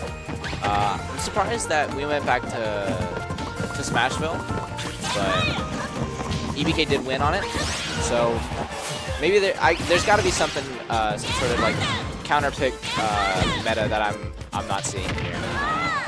So maybe I'll ask Imani or Malachite about it later, or EBK. All homies here, all homies. Can you? You hear me? Gotcha. Sounded incredible. Oh, thank you. Yeah. Okay, Definitely the best no Sonic resources commentator here. around here. 1 star. Thank you. One stock apiece, but definitely a pretty clear advantage for EBK. So when Steve has, when you get rid of my, it takes what, 2 wood to respawn crafting table? Is that what it is? 2 wood, or what are the numbers there? You don't know the numbers? I do not know the numbers. You're supposed to be the resident. I'm Steve sorry. expert. I'm sorry. I just know that it does for sure take away some of the resources, which is always good. EBK gonna take that one 3-1. Malachi put up a great fight. All the games were pretty close, even with that. Now that 0 to death at the EBK is beginning. moving on to the finals, winners finals against. Why Smashville? Why Smashville? And what was the mindset between Hollow? That's what we were debating about. Materials. Okay. What did he ban? What did he ban? Huh. Interesting. You like, because you like the triplats, right? Yeah, I like having the landing options against juggles. Okay, I got you. That's cool. Okay, so strictly for materials. That was the answer there. It's for materials. Okay. Yeah, strictly for materials on the Hollow counter pick. And then Smashville just because he felt like it. We like that reasoning. Yeah, Sometimes right. you just got to go with your gut. And Absolutely. It just works out. For sure. So let's go off of the Steve conversation. Yeah, quick. absolutely. Okay. I'm down. Always down. I've been seeing some things on Twitter, or better known as X lately. Yeah, absolutely. That where people have been talking about how they feel like stage counterpicking is starting to slowly get as less useful, except for at a top level. Okay. How much would you agree with that? Because in my personal opinion, I feel like most characters utilize platforms well. I feel like most characters utilize blast zones about the same, right? Like, it's very rare that somebody's going to complain that they're good side blast zones, because most characters have a good way to kill off the side, right? Absolutely. It's very rare that they don't. For sure. So, really, in my personal opinion, the main difference is the size of the stage, right? If you're a campy character, like, I guarantee you, if you were playing against me right now, or say, actually, let's say you're playing against Cola, okay, a much better role. Yeah, sure, okay. Sure. Let's say you're playing against Cola. I guarantee you, if I gave you the option between PS2 and Smashville, you would probably much rather have the extra space on PS2. Right? Oh, of course, yeah, absolutely. Yeah. And that's where people are saying is it's not like as big. Like, people are saying like they live or die by counter picks. Okay. Whereas I've been seeing a debate going on Twitter where people are saying it's important, but there's a reason why pros just keep going PS2. Yeah. Because it's a comfort pick. Yeah, right? of course. Like, what are your thoughts on like how extreme do you go in terms of prioritizing counter picks and stages? So I think it's not about skill level necessarily, but I think it's about more how like evenly matched. Because like if I were to play against like I don't know a very good player, if I were to play against a very good player, stage counterpick is almost not going to matter at all because they're going to like outplay her. And in that scenario, I would honestly rather play on a neutral stage so that it's not very polarizing, if that makes sense. Because then I would be able to learn more from more neutral interactions. And so, but if I was playing against someone more around my skill level, I think stage counterpicking is definitely more important because it can give a slight edge, which is what counterpicking is used for.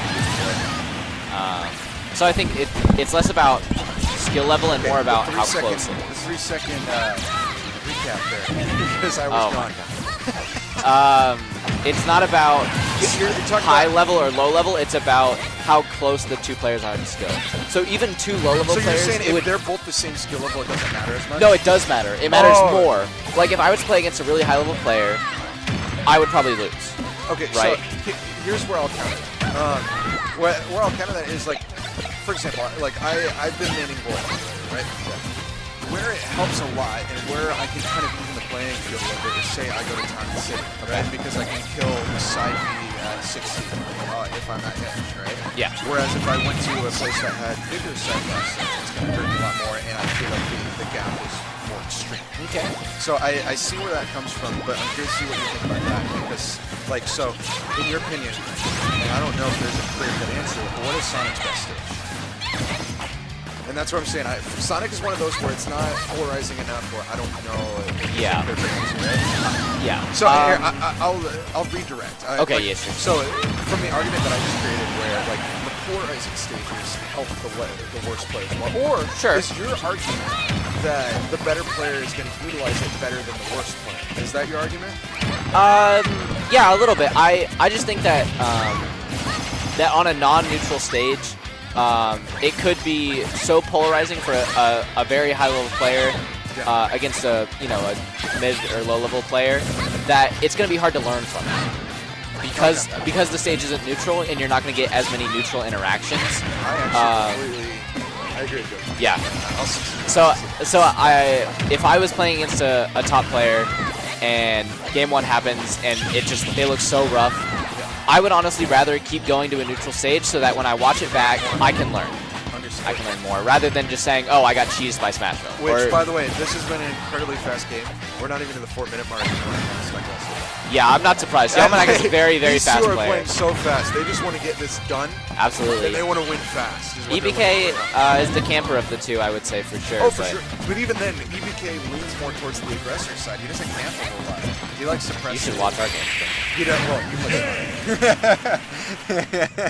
Yeah, that might. It could have something to do with it. I'm not sure. We'll see. But EBK taking that first game. All right, I gotta go play my match.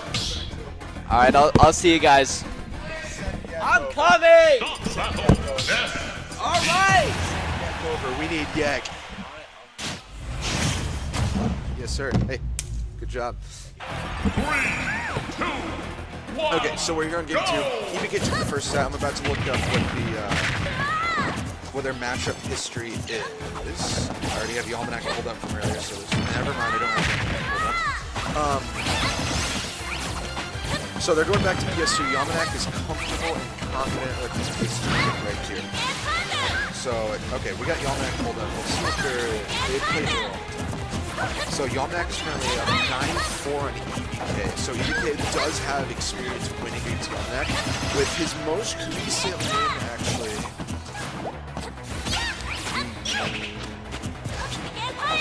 EBK's most recent win was early December here at Respawn. But before that, EBK had actually gotten won 4 out of 5 times. So Yamanak seems like recently figured something out. That back throw might kill, not quite excellent DI there from Yamanak. Back airs up B1, which is awesome. EBK wanting that kill before he gets at a high kill percentage against Yamanak here. This tournament has been shaping together very nicely. Again, 15-person respawn, so smaller respawn than what we normally have. This is currently winners finals, and then we have on the loser side of things, Bent is about to play Scrub. Scrub took a 3-1 over high-end. Sean is awaiting the winner of Yak Vega, which has been going on for about 35 minutes now, so that's a very long one. W Bent, Tom. What about Volstrike? Come on, bro. But yes, W Bent comps. Let's see that. I'm trying to get that here as well. Yeah, I can talk about good comps at the time. But yeah, this is just both have very good boxing tools. Both have the greatest aerials here. So this is just a lot of each of these moves. They're both good at killing in their own way. Ness is floaty, so it's probably a little bit harder for each combo. EBK has been doing a very good job at playing anti-edge right now. Oh, I say that, and now he's in a rough spot. The Stitch face, I believe, right? I couldn't really see that one. Oh, that's huge. Sit SDI there for the Almanac to get out of it before EBK could run it down air, because that's what EBK would usually do in this situation. The down air, which Almanac swears is not a good move. Oh, the missed tag, but here's the thing, it's 68%. Ness is certainly one of the characters who can make up that place very quickly. There we go, down throw back air. Quick little 60 right there. Nothing for Peach, pretty easily. Yamanak has definitely been utilizing this turn-up a lot. Because why wouldn't you against a character that wants to be so aerial, so can stuff out. Similarly to like how Falco would use lasers, similarly to how Joker would use guns. If it's an airborne character, items are really good, especially at 95 items in the turn. The movement's crazy with blow cancels, and here's our fastball tech analysis. Yeah, we're rooting for Ben right now. Like I said, Ben is playing against Scrub. Scrub has had a good run so far. Scrub, if I look it up, Scrub beat Yek, lost to Malachite, and then just beat Kyle. So Scrub's been on a little bit of a run, but we'll see how Ben and I talked about it, and he said he is fine with facing both, but he probably would have rather faced as a character, not a player. Stop the battle. Almeda won that game. I was looking down at the bracket when that game finished, but I believe it was Yalmac. So I believe it was 1-1. And then we got the classic music counter pick. Stop the battle. Death Beach.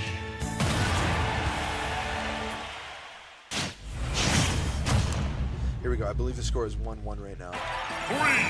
3, 2, Going back to PS2, I have a feeling that we're going to end up going all the way through with PS2 on this because that's just what this is like. I know that these two play a lot of PS2. I mean, really everybody in Houston does.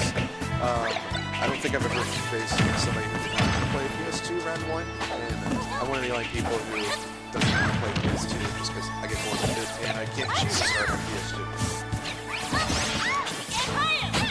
A lot of forward areas coming out from the UK here. There we go. EBK is so good at using this. There's two parts of that thunder. There's the head and then there's the tail. The interesting thing is while playing EBK, I started to notice that he loves using the tail because while the head sends you up and sends you flying, the tail just disrupts. So he utilizes the tail really, really well, and he actually favors it, I believe. I could be completely wrong, but when I played him, that's what it felt like, because you'll see he lines up the tail. See right there? He combos from the tail to the main part. EBK now has a lead here. It's a very slim lead, and Huge can easily make it back. Ooh. Who knows, maybe back there would have killed him. But very good recovery from EBK here. Can he get a couple started on forward air? Not in that case. Here we go, double forward air, triple forward air. A very well-spaced PK fire. The Almanac is starting to get a little bit antsy with the kill here. He is now spamming floating airs. EBK is just trying to get as much extra credit as he possibly can. Very, very good movement. I feel like EBK does a fantastic job at spacing his aerials with the floatiness of Ness, which usually can be a disadvantage if you don't know how to use it. There's the kill with only 69.4%, 83% on the Almanac. Something that he can make up with Peach pretty easily, but EBK is so good at avoiding Peach's big combo starters. Never mind, but commentator's curse. It had to happen at some point today. So now we're at about even, especially with the likes of Peach. Now we're actually at even pretty much. So again, just a reminder of who are the last our top 8 for this Yalmanac Fire, Malachite, Bench, Scrub, and Yek and Sean. Yek did take out Vega, who was trying to hit, but Yek also, it looks like Yek went Joker after taking me out in the close. The B reverse Toad, interesting move. Let's see, the really good tech chase. Yalmanac realistically needs to get this out now. Now, of course, his 0-to-death feature is so good that he can make back anything, but just for comfort reason, he really wants to get this edge guard right here. Excellent catch by EBK there. There we go, this tech again, and he can get back from that. So here we go, last stock scenario.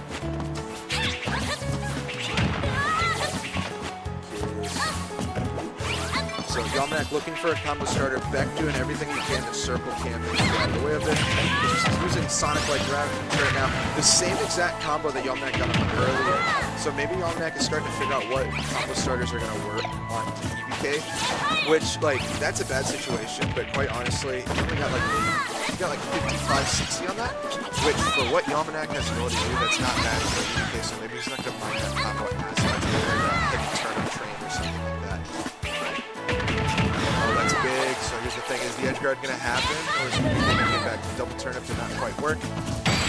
And the float cancel in there is going to work, so I believe it is currently Almeda 2, EBK 1. I'm not going to chase the screen in case I'm wrong. As I said, I was looking at the bracket when that happened. So going well right now. According to the bracket, if you look at the bracket right now, see if they've updated any of these matches. Stop battle. Death. Daisy. Nothing has quite been updated. Let me try refreshing so we can see what's going on. 3, 2, Dominic switched to the Daisy. Big moves right here from his #1 PR. This is the Maneki Daisy skin, which is awesome. There we go, 61 right off the bat. With the turn up in hand, this is scary. EBK is going to do whatever he can and not get too cornered. Ooh, held it in, so he got hit by the forward air there. Which again, he can get back from that. He's going to bounce off the wall. Yeah, he's going to bounce off the wall. Dominic this time the turn up edge guard there with the down throw. I'm surprised because sometimes beautiful combo there from EBK. Setting up, and I love where he thinks of using that PK Thunder 1. That worked beautifully timed back air. Now it's Yamanak who's in a rough situation. Yamanak is a very smart down air right there. Perfectly timed shit from EBK. Ooh, tough one right there. So we're currently about dead even. Commentator's curse yet again. My bad, boys. My bad. Uh-oh, big combo. No, didn't quite get it, but still 34 from a missed combo. Right? I want to see it. And it's a raw forward smash works. Here we go. We're close. Second stock each right now. This is huge. EBK really needs a big combo starter here, so he cannot fall too far behind. Downer to forward air, the tried and true. And this is a bad situation on EBK. But the good thing is, other than turn up off ledge, slash Daisy does not have a good way to edge guard in this situation. Maybe a little bit too quick on the trigger for Yamanak here. Very good forward air. There we go. This is a bad situation for EBK.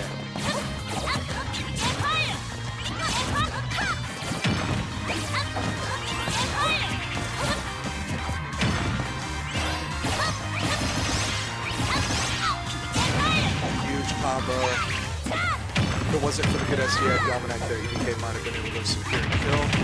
EBK jumps into the down air, jumps into turn up. He's getting a lot of his panic options caught right now, so it's of the utmost importance for him to stay relaxed, maybe camp a little bit, let Yamanak get out of his comfort zone a little bit. Big forward air, excellent DI from EBK. Bad situation, but definitely doable for EBK. That was able to just hitbox, and then the salty foot slow there. Yamanak moves on to our grand finals, where he will be facing whoever gets through this gauntlet of the losers. And again, currently running through losers right now, Bent is going against Scrub. Yek is still playing against Shauna. And then they have to go through Choir and EBK in order to make it, Choir, EBK, and Malachite in order to get through. So EBK gets sent to losers finals. EBK has played pretty much everybody who's still in right now. I don't think he has played Scrub a whole lot as far as I know.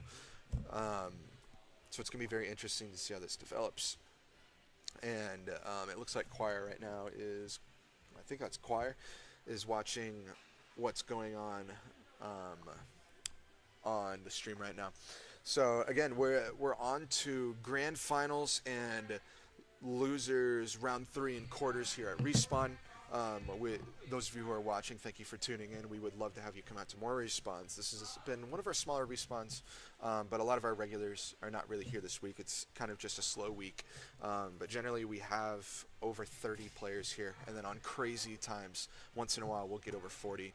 But it's definitely the premier local around here. There's a ton of great locals in Houston that you can go to, but Respawn is definitely one of the top ones, if not the top one, ran by PokeMike and hosted here at the awesome GameGuys location in Almeda Mall, which is kind of on the southwest side of Houston, I believe. But yes, lots of talented players. We have the vast majority of PR come out here on a regular basis. So the question is, who is going to be put up here next? The issue is, I believe that most of the matches that could go on stream are currently on. So I imagine we're going to wait for one of these to finish So we're going to take a quick break right here. It's not like we have any commercials to run, but going to take a quick break. I'm going to go get some water, and then we're going to get started with some of these crazy top 8 matches.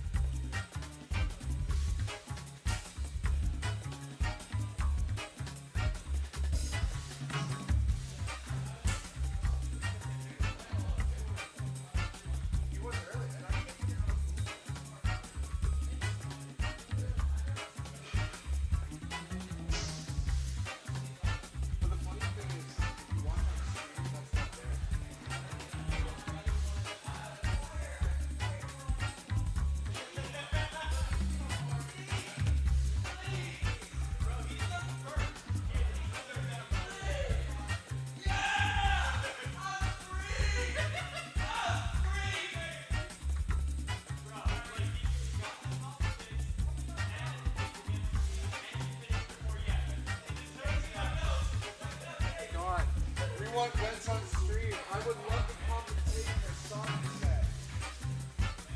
Hey, did you come over my booth? What? Did you come over my booth? I said with a nice, I said the luscious booth. I appreciate it. Yeah, I gotta compliment my big brother. But I gotta shave mine soon at school.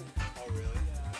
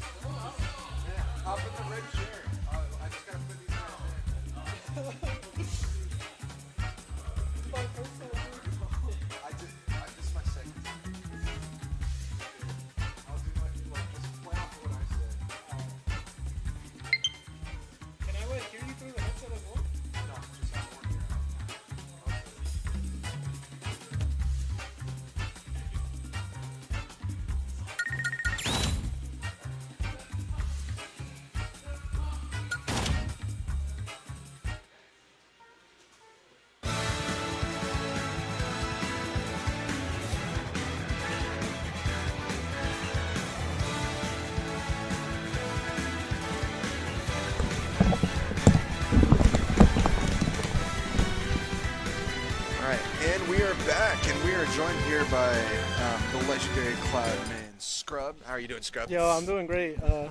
You jump. It's cool. These things are a little slippery.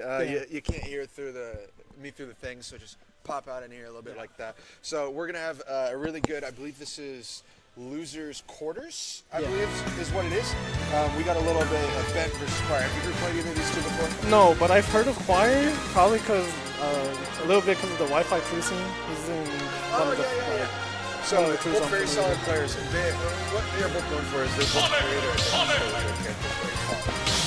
But there is no way. Button check? Button check? No, I think. Oh no, we want to see the Choir grenade. Come on. That's what we want to see. See, here we go. 3 stock incoming. No. Man, these guys don't know how to do it, man. We're doing a button check for Sonic vs. Wario Losers Quarters, bro. So you're doing it because of nerds? I've never been on stream, bro.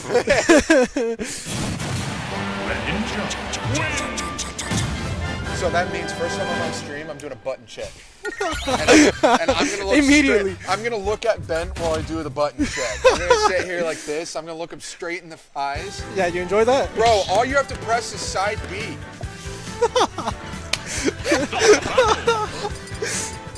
Man, no wonder Ben and Yak get along so well. They just have to press side B and it works. No, I can't even get him to look in my direction, bro. Okay, so this should be pretty good. These two have played a lot. Now, the interesting thing about Choir is Sonic is known as, I believe, Luton calls it a second worst matchup for Wario. But the interesting thing is, I've known Choir for long enough. Choir loves the Sonic matchup. He's weird for that one. What the heck? He literally has told me before he would rather play against Sonic over, I don't know what character, he would rather play against Sonic over, Over you? That's insane. What the which heck? is a much better matchup for Wario, but he's just very comfortable. So something to look for in this is you're going to see Choir move very comfortably, and he's going to play really hard with Sonic. This is what you're going to see a lot here. I'm going to pull up their past sets. Go!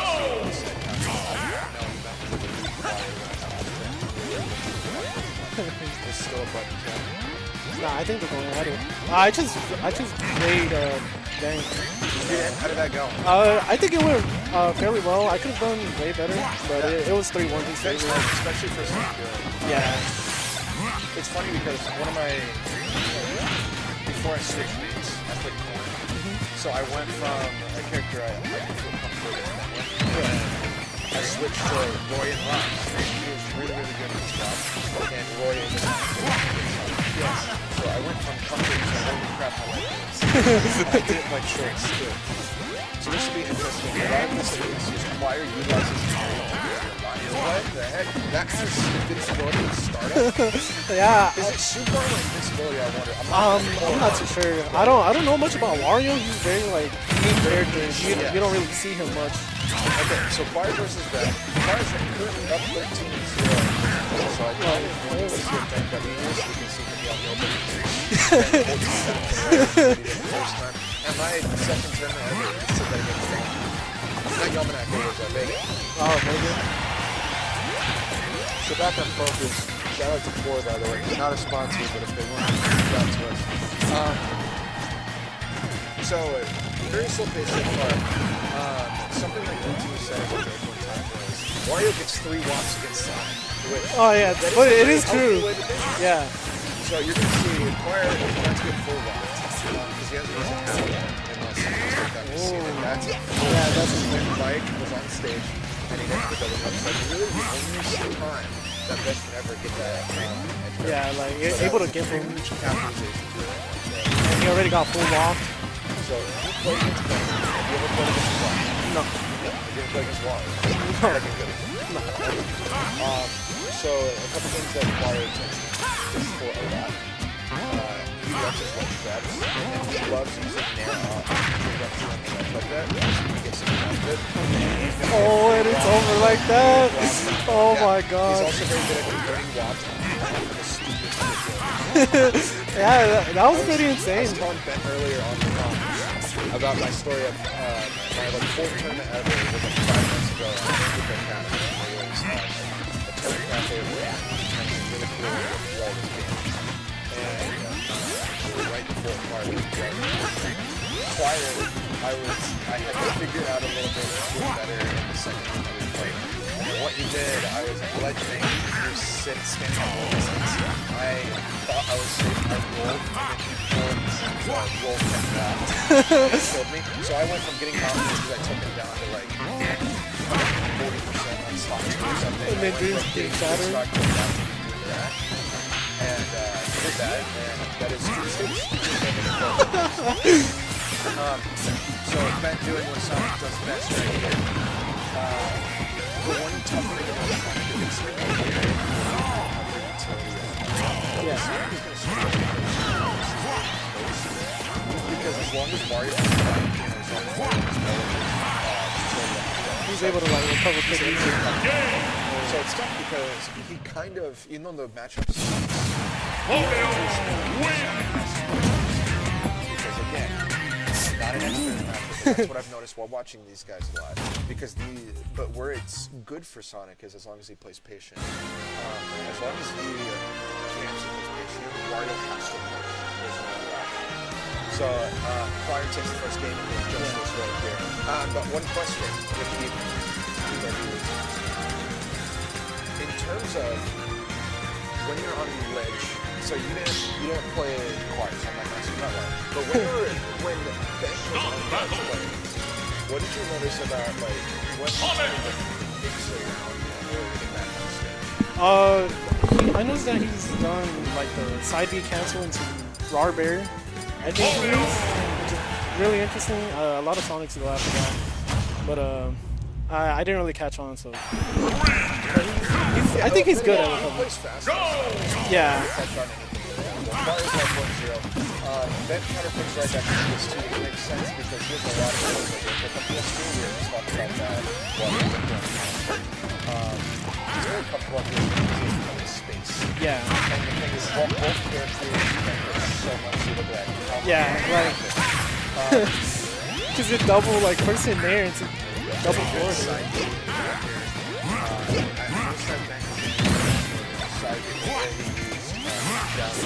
Right now, I'm saying he's not even much down. Yeah. So the thing is now is that that's a classic jutsu. Like the up tilt to back in? Well, up tilt, land, up there, jump on the back. That's one thing that Warriors have been doing very Yeah. Could have done so much better right there. Okay, nice back air.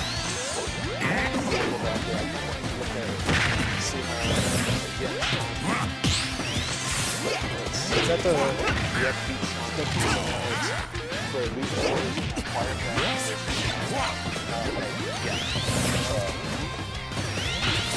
Houston may not get to experience the whole strike yet. But so going forward, he's been utilizing. I feel like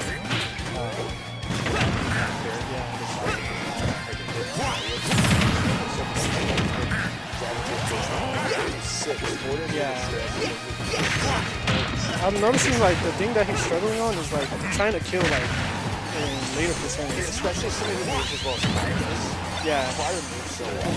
It's gonna be tough because like Sonic doesn't really have like good straight hit kills besides like back air. Especially in markets you may see Ben start throwing out a lot The forward air doesn't even kill. Oh my god. Wario's a big boy, I can tell That dude got the dump truck on you. him. Here's what's even scarier. Scary. Wario still has blocks. Yeah. And Choir's pretty good at using Why we get it. the custom combos, the flow chart. Oh my god, he wanted it. He wanted it, dude. Come on, man. Well, that's one thing. That's one thing that I noticed when I played Wario. Really custom combo characters. Yeah. Really follow a whole lot of things. You kind of just feel it out. Yeah, like a flow chart in a way. You have to think with Choir by now should have this full lockdown. Like you got to think Ben is gonna have to go on. Choir has got to. Notice that he's not really playing right now. Yeah. He's playing it safe, he's playing that approach. Because all he needs is one mistake and he can down throw back, forward air dash. Just do something to dash attack. Wario's crazy, dude. Trying to hit him with the body. Let's do a fun thing called Wario moves that do not almost yet. Not there. Backer. Oh, back here at Locust. Lobuser? Chomp? Bite? Let's go, Ben! Yes. Alright, let me go adjust this real quick.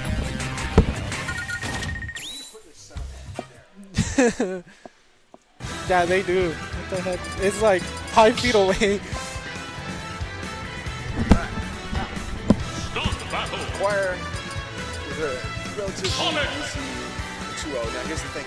Ben has been grinding adaptation a lot more. He started doing a lot better job at catching patterns. Yeah.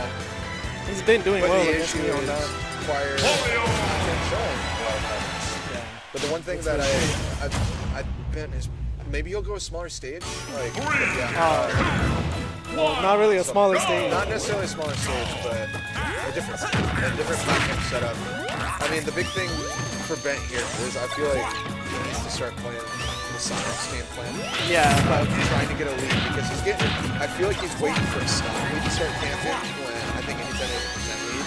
I think Wario approach because the thing is theoretically Wario's just going to kill us. Right? I'm seeing the thing that Choir is doing here. He's putting bike on the floor whenever he's doing spin dash in order to like extend the hitbox. That's really smart for him to grab. Yes, he does that because Choir is one of those like I don't know how much recall it goes, but Blue to me is always fun around bike. It feels like that's the most undiscovered area of Wario's gameplay. The bike. Yes, and Choir's kind of the same concept about Wario, where he really believes that the next big thing is Wario. I mean, yeah, bike looks really underrated, honestly. Well, he loves using bike for the exact same reason. He loves the steady hitboxes and he loves forcing situations. Yeah, it's Because Choir, while he weirdly likes the Sonic matchup, he also weirdly likes this dude is on something. Yeah. Ooh, that was clean. Oh, Getting rid of the bike, smart move. Makes it that big barely well timed. yeah. Catches the ledge jump, drop down jump. this is what I'm saying about Sonic. He doesn't really have any good straight hits to kill him. Like near into back air, Except for back air, but back air takes setup and it takes a little bit to start. That's where it's tough. He really needs the quick one. You know, who doesn't have a back air that takes a lot to start? Roar. Not that I would want to play against Choir's Wario as well. Oh, it looks pretty even. I think Ben is doing a lot better this game. It was They're taking more time. Like the first half just went away, and it's about 5 minutes. So it's Yeah. a lot slower than this game. Which, like I said, even though Wario gets blocked, the thing that you have to remember, Wario has to hit. Sonic camping is always good. yeah. Right? So like Wario camping is only helpful. Oh, and there it is. Oh my god. Now here's where it becomes tough again. It is now only 48% on second stop to Wario. So Ben now is in a situation where if it's too hard, Wario gets blocked. Oh wait, my the fight god. is Oh my god. What is Choir, this you are character? insane. Yo, Choir is a different person. Yeah, Choir's gonna try to style here. Oh, that's He really did up tilt to bike into like Oh, up yeah. air. Oh my god. Man, This look dude out, is crazy. Choir's on his way. And you said his PR, right? Yeah. He, 3 quarters ago, he was on 1-2, and he's been here the last 2, I believe. Damn. Especially 2 quarters, pretty good. He was like 6 or something. Down till that point was a like combo, then Yeah. he gets the give right. I believe in the comeback. I believe Oh, in the man. commentators. Welcome to commentating, brother. A little bit of commentating. Yeah. Beck with a good one all the way to losers quarters. Yeah, I it's believe really good. only losing to EBK and Choir, so he lost to Double G. So not a bad showing for him either. Has to be frustrating getting and Choir, like I said, for whatever reason, against Sonic, Choir just levels up. Like, so we're gonna see who they send up right now. I believe there are other sets going on. Yeah, Malachite, is playing off stream right now. So I believe they're waiting. Yeah, they just have to wait for that match to finish. So What do you think is winning right now? no clue. That's It's Double Steve, right? they might be doing double Steve. If it's double Steve, I'd put my money on Yak just because he has way more experience. Malachite's only been playing Steve for like 3 weeks? Is his I mean, main? his Steve is pretty decent. His for Steve what is it good, though. but in terms of advantage state, yeah, Steve is a little bit better. Wow. Said from the man himself. I couldn't have worded it any better, Bent. Don't worry. Hey, we believe in you, Bent. Dude's gonna go tear it up in Austin here in the fall. His big goal here is he wants to hit PR in Houston before he leaves. He can totally do it. We all have faith in him. He's currently an honorable mention for PR, and he was not that far off from getting voted into PR this time around. He lives in Austin. Or? So what we're gonna do is we're gonna go check on Yek really quick, and then we'll come back. And so we're gonna take a quick break, guys. We'll see you here in just a second for losers semis. I believe will be on the stream. See you in a bit. See you guys.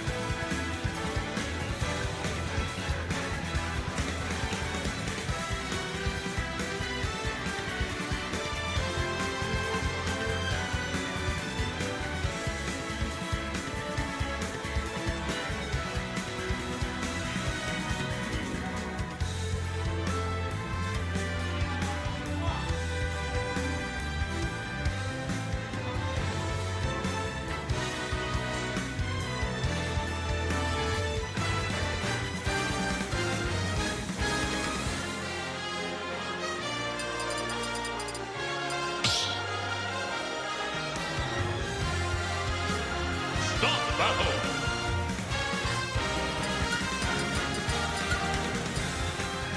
Enderman.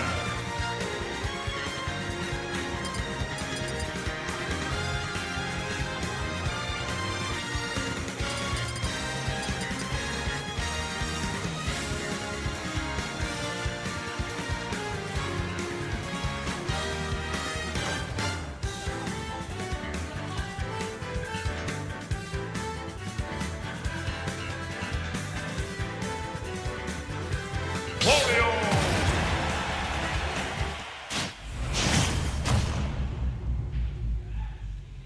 Three, two, one, go!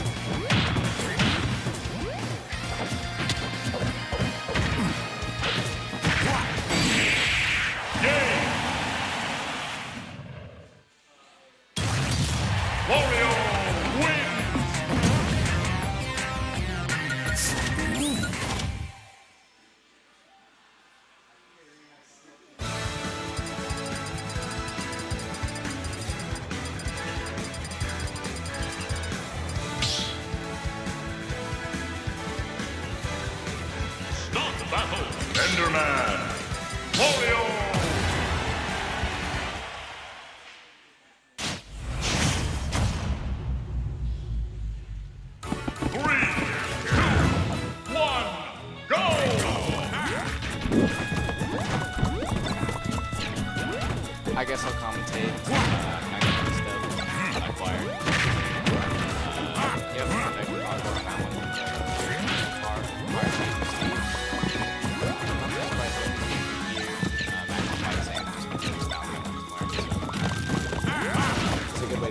sure.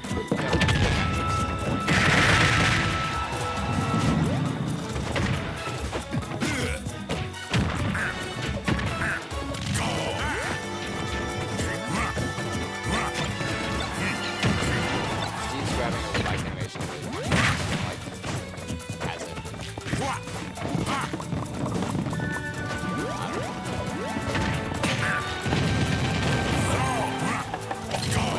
The bread and butter. I don't see a lot of Steve do it at 670, but it's very, refreshing to see Steve does really care about tech, making the most of his character, especially because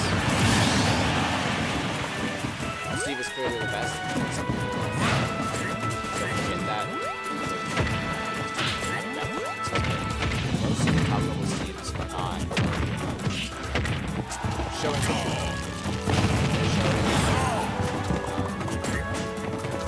how lazy he is at the top.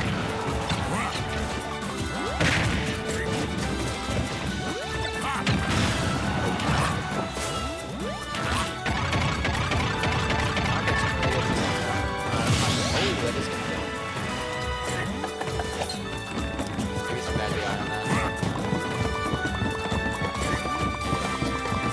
Fire's gonna walk now. Anyone's scared?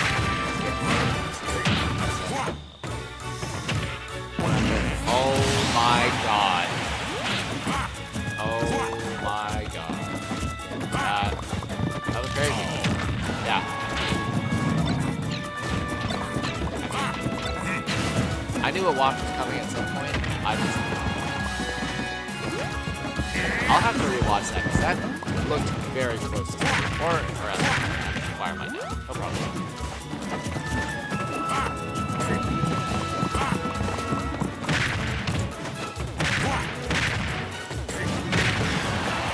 Definitely down to see it acquired though.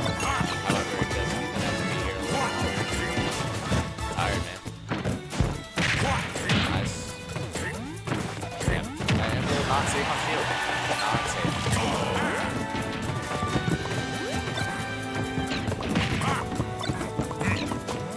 Okay.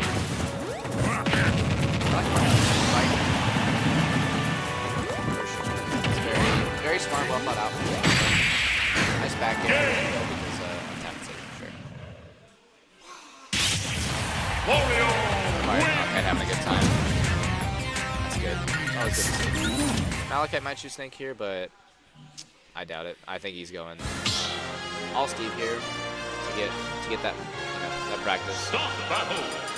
Enderman. Yep. And we're seeing Steve again. Wario.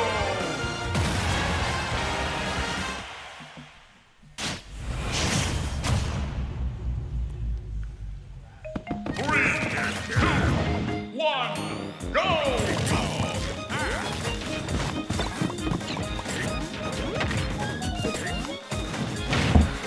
Crown City again. Worked out great for Fire. It wasn't too bad for. No, okay, so not too surprised.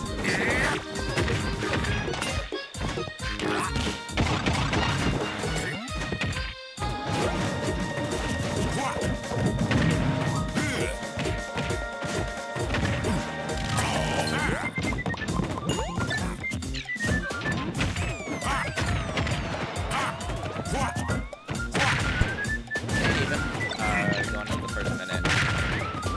Fire probably gonna take a lead here at some point, and then probably get some sort of crazy wop setup. I have a lot of faith in Malachite Steve, but I think it's a little young. But overall, go back to one. I definitely have a lot of faith in him. Playing it firsthand. It was like every other game where it's either really good or really bad. That's how I know that it has potential.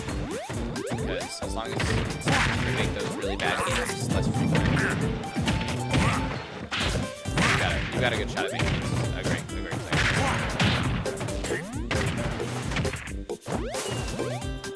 Oh, rough SD.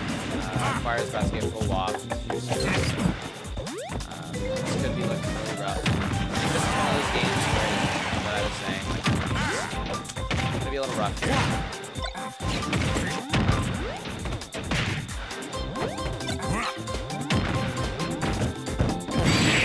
Oh my god. Raw Waft takes it. 3 stock, 3-0. Fire moving on.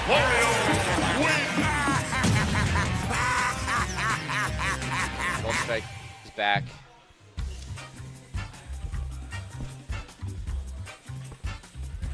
And I guess I'm just gonna stay on commentary until Choir. Is this out. the depressed bent commentary era right here? Depressed is a strong word, but I'm Yes. tired, man. You're tired? I'm tired. Definitely, you know, motivated as always. Just like I kind of got pieced up, bro. You kind of what? I kind of got pieced up. I'm not gonna lie. Yeah, it's. I mean, it's surprising how comfortable Choir is with the matchup. Yeah. All right, let's see. Oh, Who's so next? are they done? Yep. So Choir beat Choir Malika. 1-3-0, yeah. Okay, so now it's EBK versus Choir. Losers finals. I'll Yep. go adjust that on the computer. So that means yeah, Yalms and Grands. Yeah. Yeah, Yalms and Grands. So we forgot All right. Volt Strike gonna be adjusting the thing. We're gonna be seeing Choir EBK, another classic. Another classic.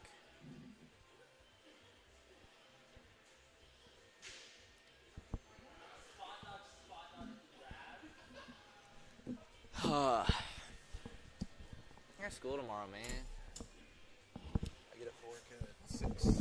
Oh, okay. You're worse off than I am. Okay, I'm used to it. Yeah. We get used to it. Okay, so we got Choir versus EBK. They did not play earlier, right? No, they did not.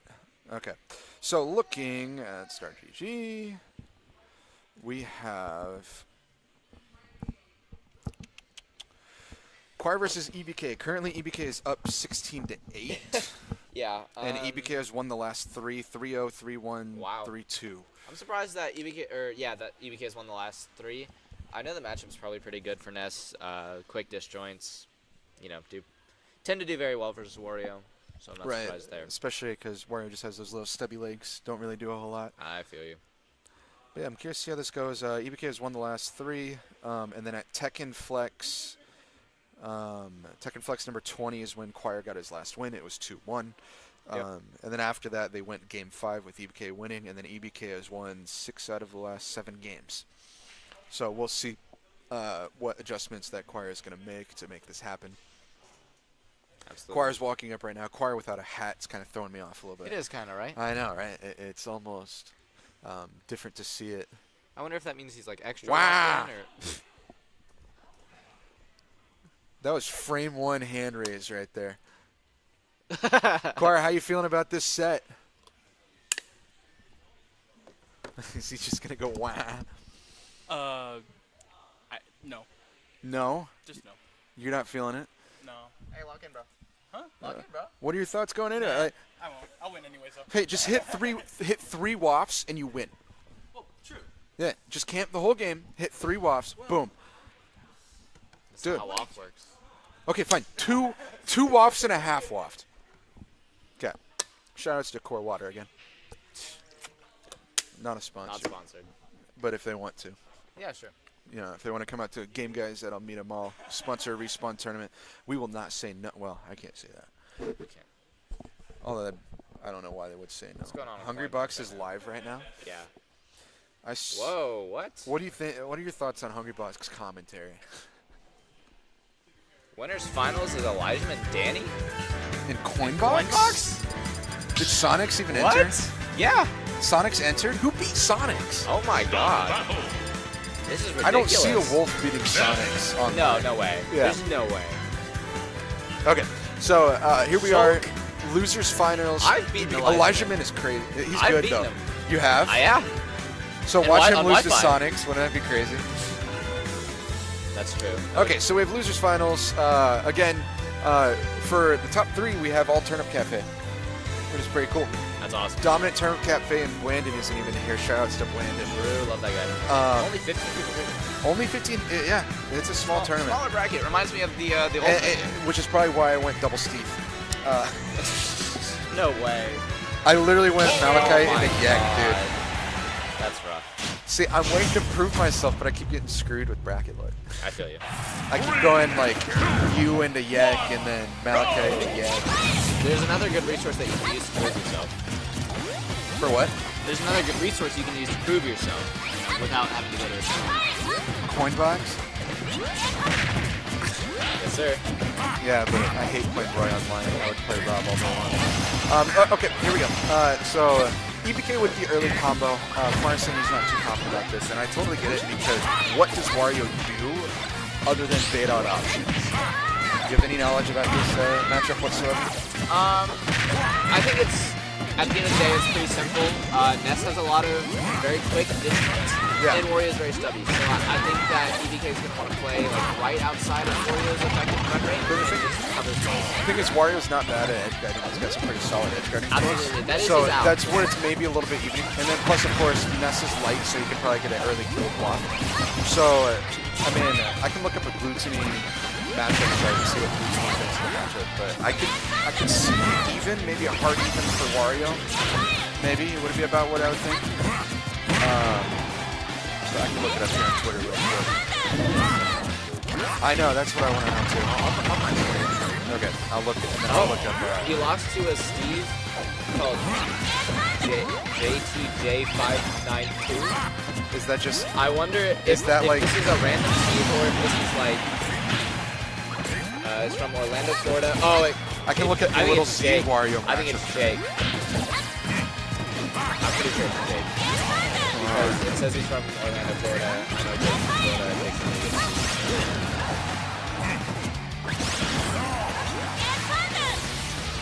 I don't know. This Steve looks like it kind of came out of nowhere a bit. Maybe it's a new Steve. That's kind of cool. And who did he lose to in losers? He hasn't lost. He's actually about to. Oh, that's not finals. That's not grand finals. No. So he's about to play. He's actually about to rematch JTJ. Oh, you know Sonic's winning that. Hopefully, yeah, absolutely. I'd be curious to see it. I actually wonder if they're first one. I doubt it. Is there really not a recent team matchup? Sure, so I'll go based on an old one. Oh, it's 17. I am not about one. Oh, here we go. Okay. So according to Gluttony's matchup chart, yes, Gluto. He puts Ness as slight win, actually. I wonder why. Maybe it's because of the edge guarding properties. It might be the edge guarding thing that you're saying. Well, so EBK taking the first game relatively handedly. Let's see what adaptation that Choir brings to this next game. What is going to be? Yo, Psychod? Psychod is in top 5 of Coinbox. He's an Ike player. I hate Baby Dave. I don't know. No, he doesn't. He pretty much goes to the next. So that means I don't say him. Hey, full song. Yeah, we know What's it's up, you, so Mason. we know it's you. you. Thanks for saying hi to me and not Ben. Whatever. We appreciate He it. did that on purpose. He knows exactly what he's doing. Zohar, we want you here, man. Oh, Choir pulling out the cloud. I know he tried this last week. I didn't even realize. Why didn't I didn't realize. Choir pulling out the cloud. So the thing is, I feel like Cloud is a very good matchup up against Ness. Just because, again, now it's the opposite. Now it feels like Ness has much more stubby hitboxes because you got this big freaking sword coming out. He kind out. of flipped the script a bit. Yeah, we missed having you here, Zohar. We know you would have been in this top 3 if you would have been here. Maybe that's why he said hi to me, not you. But this should be pretty good. Again, game 2 of Losers Finals. EBK taking the first one pretty handedly. Choir loves using that instant ledge snap thing. Absolutely. It's really easy. I was explaining this earlier during... no, it's when we were commentating. So it gets the kill. It doesn't fast fall kill himself there, which I thought he was about to. This Cloud has some sauce. I'm not This gonna Cloud lie. has a bit of sauce, and his damage output is kind of ridiculous. Like 1 cross slash, 23%. Yeah, absolutely. And I'm surprised Choir didn't bring this up more. yeah, well, cross slash also anti-air. Yeah. Pretty hard. Absolutely. And it guaranteed all connects, even if you, I think you'd have to SDI it at like 200% to get out. Yeah. So That's Cloud, one of those people rarely. very good. One of Cloud's most vulnerable spots. He has a much better ledge snap now, though. But if you would if you cloud up B too low to do the instant ledge snap, then he is a little bit vulnerable there. His 2-frame window is pretty generous. Ooh, man, this is clean, man. Yeah. Choir's been putting in the work on this character, you can tell. For sure. Has Choir ever? I don't think Choir has ever pulled out this Okay, character. that was a great get off of ledge opportunity. I mean, definitely mix up. Yeah, it's one you don't want to Very use risky too mix-up. often. Yeah. I love seeing the instant cancels. It's actually the fastest way to land. Yeah. Is with the down deal when you cancel it. Less lag than a normal landing. Very cool to see those small optimizations, and it also looks And flat. the thing is, like, Choir is so technical. Like, Yeah, he absolutely. thinks very far. Like, whenever you have conversations with him, even if you know a decent amount of the game, like, I'm no expert, but I know enough about the game that I can talk about it. Absolutely. And, like, some of the stuff that he said, I had no clue. And I've been listening to, like, Tweak Talks for 2 years. But we all study the game. And it's like, every time I talk to him, he says something that I'm like, what? Yeah. Huh? And I feel like I could study for another 3 years and not have his knowledge. Yeah. I understand that for sure. We have a potential 3-stock right here. Now, here's the thing. Any, like, falling up air in the back throw, dash attack, should kill. Yeah, killed barely, maybe slightly bad DI.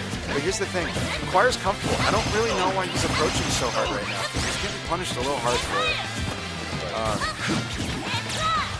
See what EDK has maybe in the back pocket. I mean, other than Nico, we do, and maybe SSB Kid, and then we have Scrub, who showed up today. Those are really only clouds. And then apparently, word around the town has been Baby Dave's picking him up.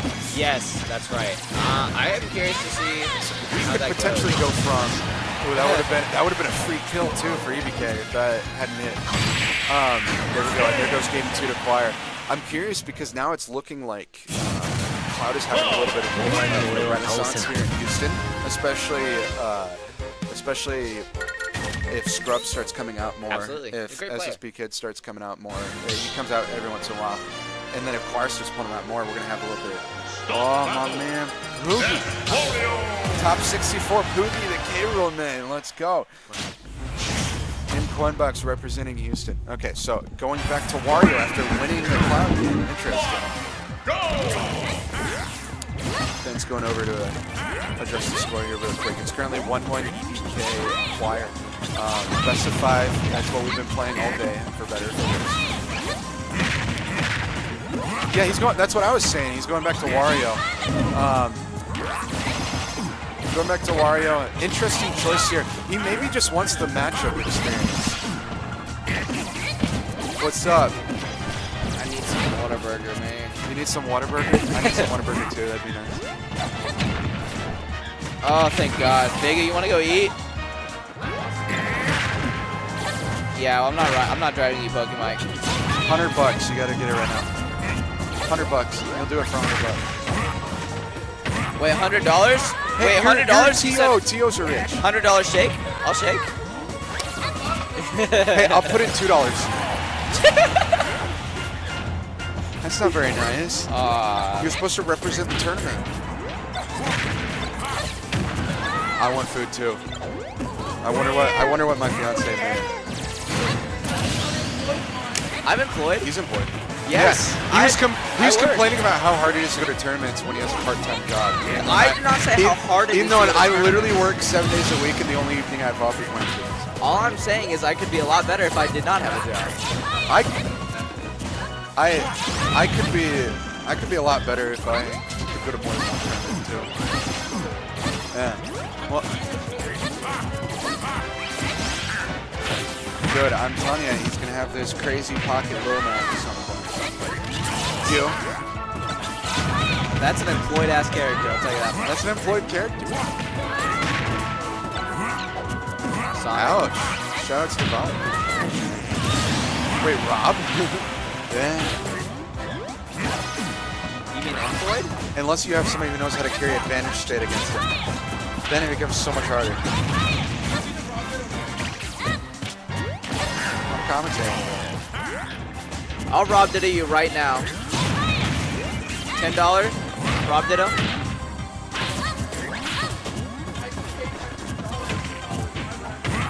Only 500. 500 for what? Dude, I was paying 4,000 a semester. That was Why is it? Yeah. Good. Thank You have what? Posey Mike. You have what? I had a half ride, and that's how much I was drinking.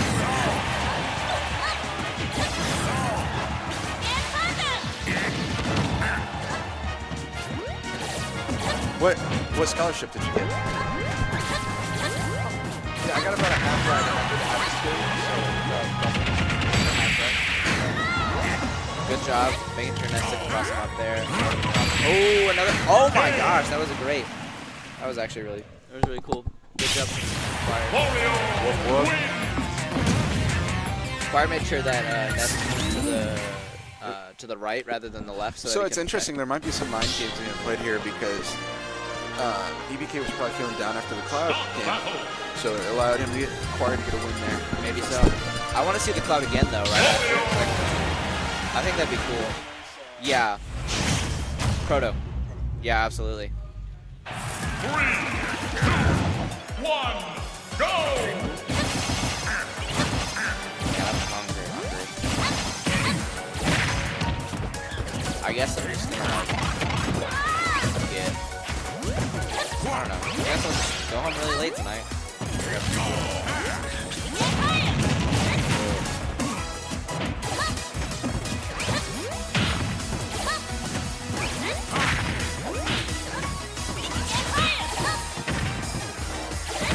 Alright. I'll probably be gone. Unless Squire wins. Oh, I guess I'll be on all night. Squire's doing very well right now. And I'm back to solo commentary. So, yeah. You guys.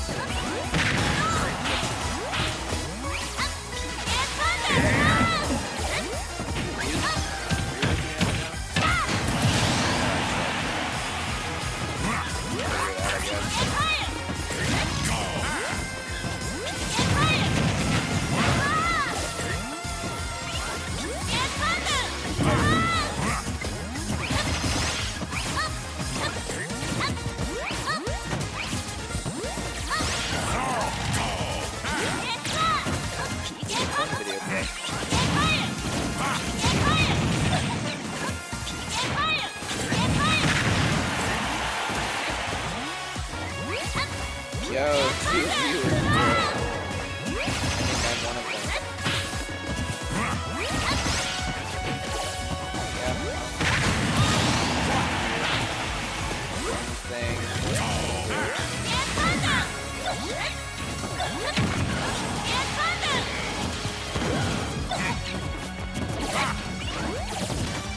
Fire has a pretty good lead right now, as well as K Wop, so we can get this stock right now and then find a way to convert to Wop. It's going to be a pretty long enough Fire game. Oh wait, no, okay, so Fire is at high percent, so he's probably looking for the Wop right now. Nice bike throw, another good bike throw. Almost got that roll in with a which probably would have led into a Wop. Nice attempt to draw Wop. Favor. I think Squire can be a lot more consistent if he really, rather than trying to find those raw wops, went for more guaranteed.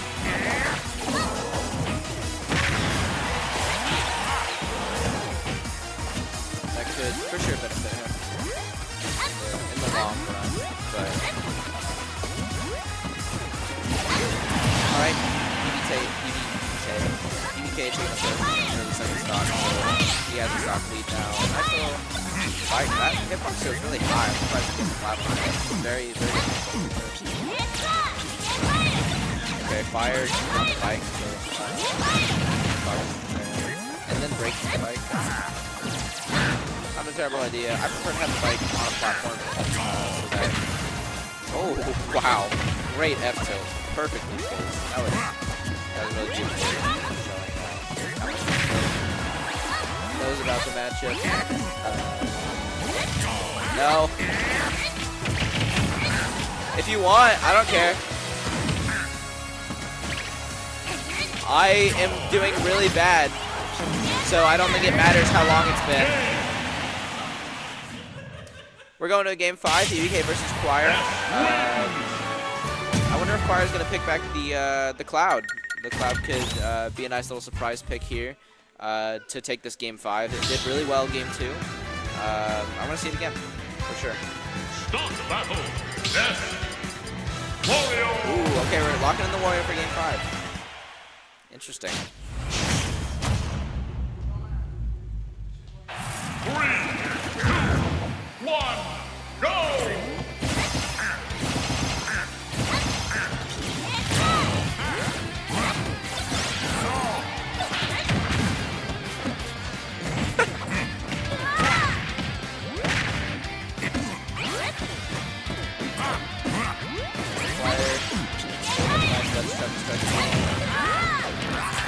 Presents about even. What's up, bro?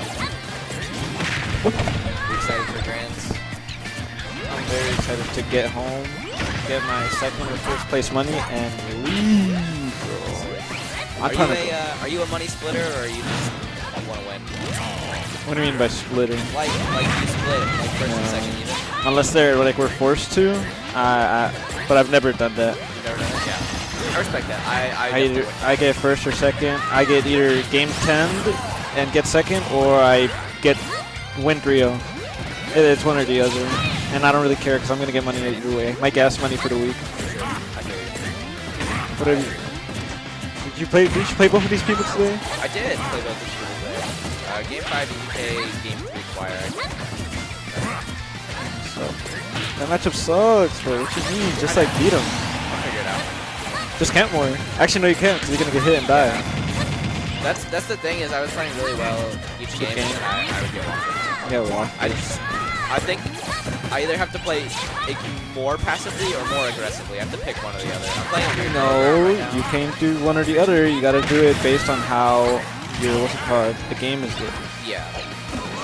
Because I tried to play really aggressive at Zone Breaker and it was working out. I guess went back to a more passive style today and it didn't work out. So we'll see. I'll think of something. Honestly, I don't know who I want to win. I low-key want Clark because he promised me he would go Cloud if he won. And EVK is the only person that's taken the game. But like, no, I got that. What was that thing called? When you learn something? The download. I got that download. Okay. But it takes me like a game. It takes me a game. Don't worry. It takes me a game. Either way, both of these people, it's gonna be a team kill. Yeah, team kill for any of you guys. You know, is it even a team kill at that point? You know, It's like the whole tournament is TC. Yeah, right. It's just a TC tournament, bro. Yeah, for the most part. You were saying that it's crazy that top 3 is still all TC even if wins. Top 4 Malachi. Oh, that's right. Wow, crazy. Aren't you TC as well? No. No, that was last quarter. That was last part. Did you just didn't want to, or what happened? No, they just passed me up. Oh. Sorry. No big deal. Whoopsie. No, it's fine. I'm very appreciative of the opportunity I had. I didn't do amazing last season, even though I got HM, but I could have done better. That's a pretty good so thing. I understand. HM is awesome. Yes, I'm very excited about it, but I know I can do better. I think they know. Just camp more, trust. That's what I tell everybody, bro. It's so funny. I'm like, okay, what if you camp more? I mean, it's facts. It's facts. What if you camp harder? Like, look what Car's doing. Bro is waiting for what he has WAF right now. Now he's waiting for the perfect moment. That doesn't matter right here because he's gonna use WAF, or he's gonna get this kill and then use WAF. Yeah, one or the other. I don't know. I think EVK has a lot of right? Oh my fucking god. He has a lot of momentum. Get farted on. Well, yeah. Oh my god. Oh! Whoa! Whoa! That was a really good read. He's gonna try to up B. No? What? Don't do that, Brody. Alright, Choir. I don't know, cause something tells me Choir's gonna win. He's gonna get like a bike shenanigan. One edge guard. One edge guard. Yeah, he's gonna edge. I feel like he's gonna get the up B. Oh, that was close. Oh my god. Oh my god. Oh my god. Oh my god. But if you pull, Is half up? I think half up might be online here. I don't think so. You gotta give it like a few more. He's gonna grab. I think this card's game. Low key is the P. You think? This is game I don't know. 5. I think it's kind of even. Oh right now. no! Well, that's what I'm saying. Like, it's Oh. Yeah. So close. oh. So well. close. UVK gonna take it. All right, good luck, bro. I'm gonna head out. Time for me to. No, I hate commentary. No, I mean I love commentary, guys. You guys are my faves. Start battle. Death.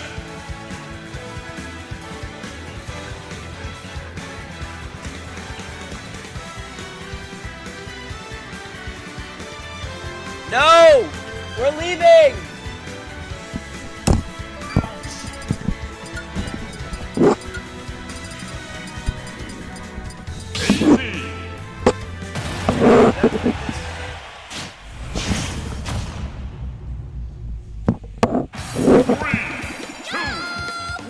Pokebite! Pokebite! Did I break the headset?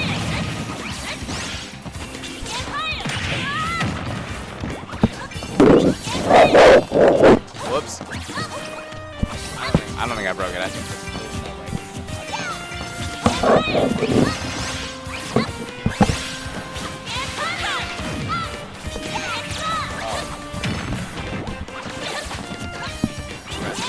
that was the least broken headset.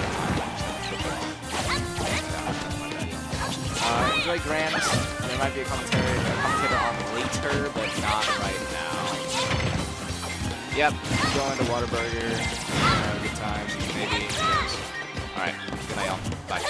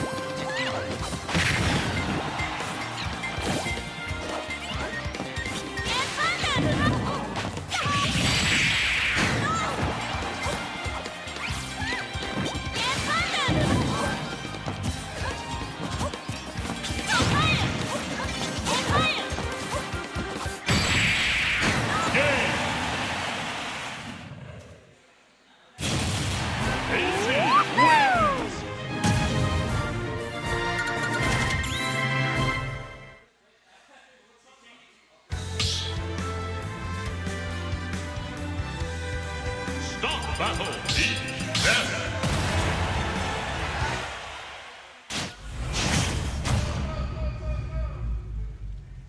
Three, two, one, go!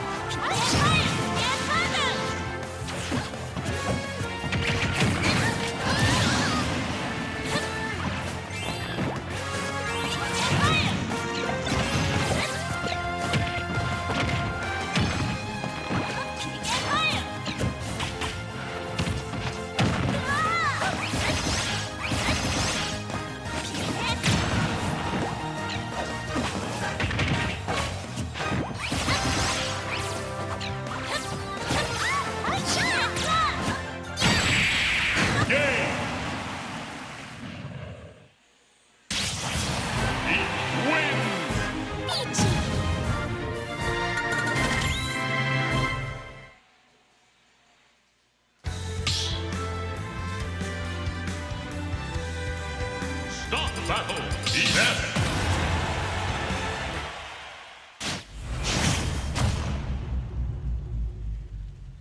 Three, two, one, go!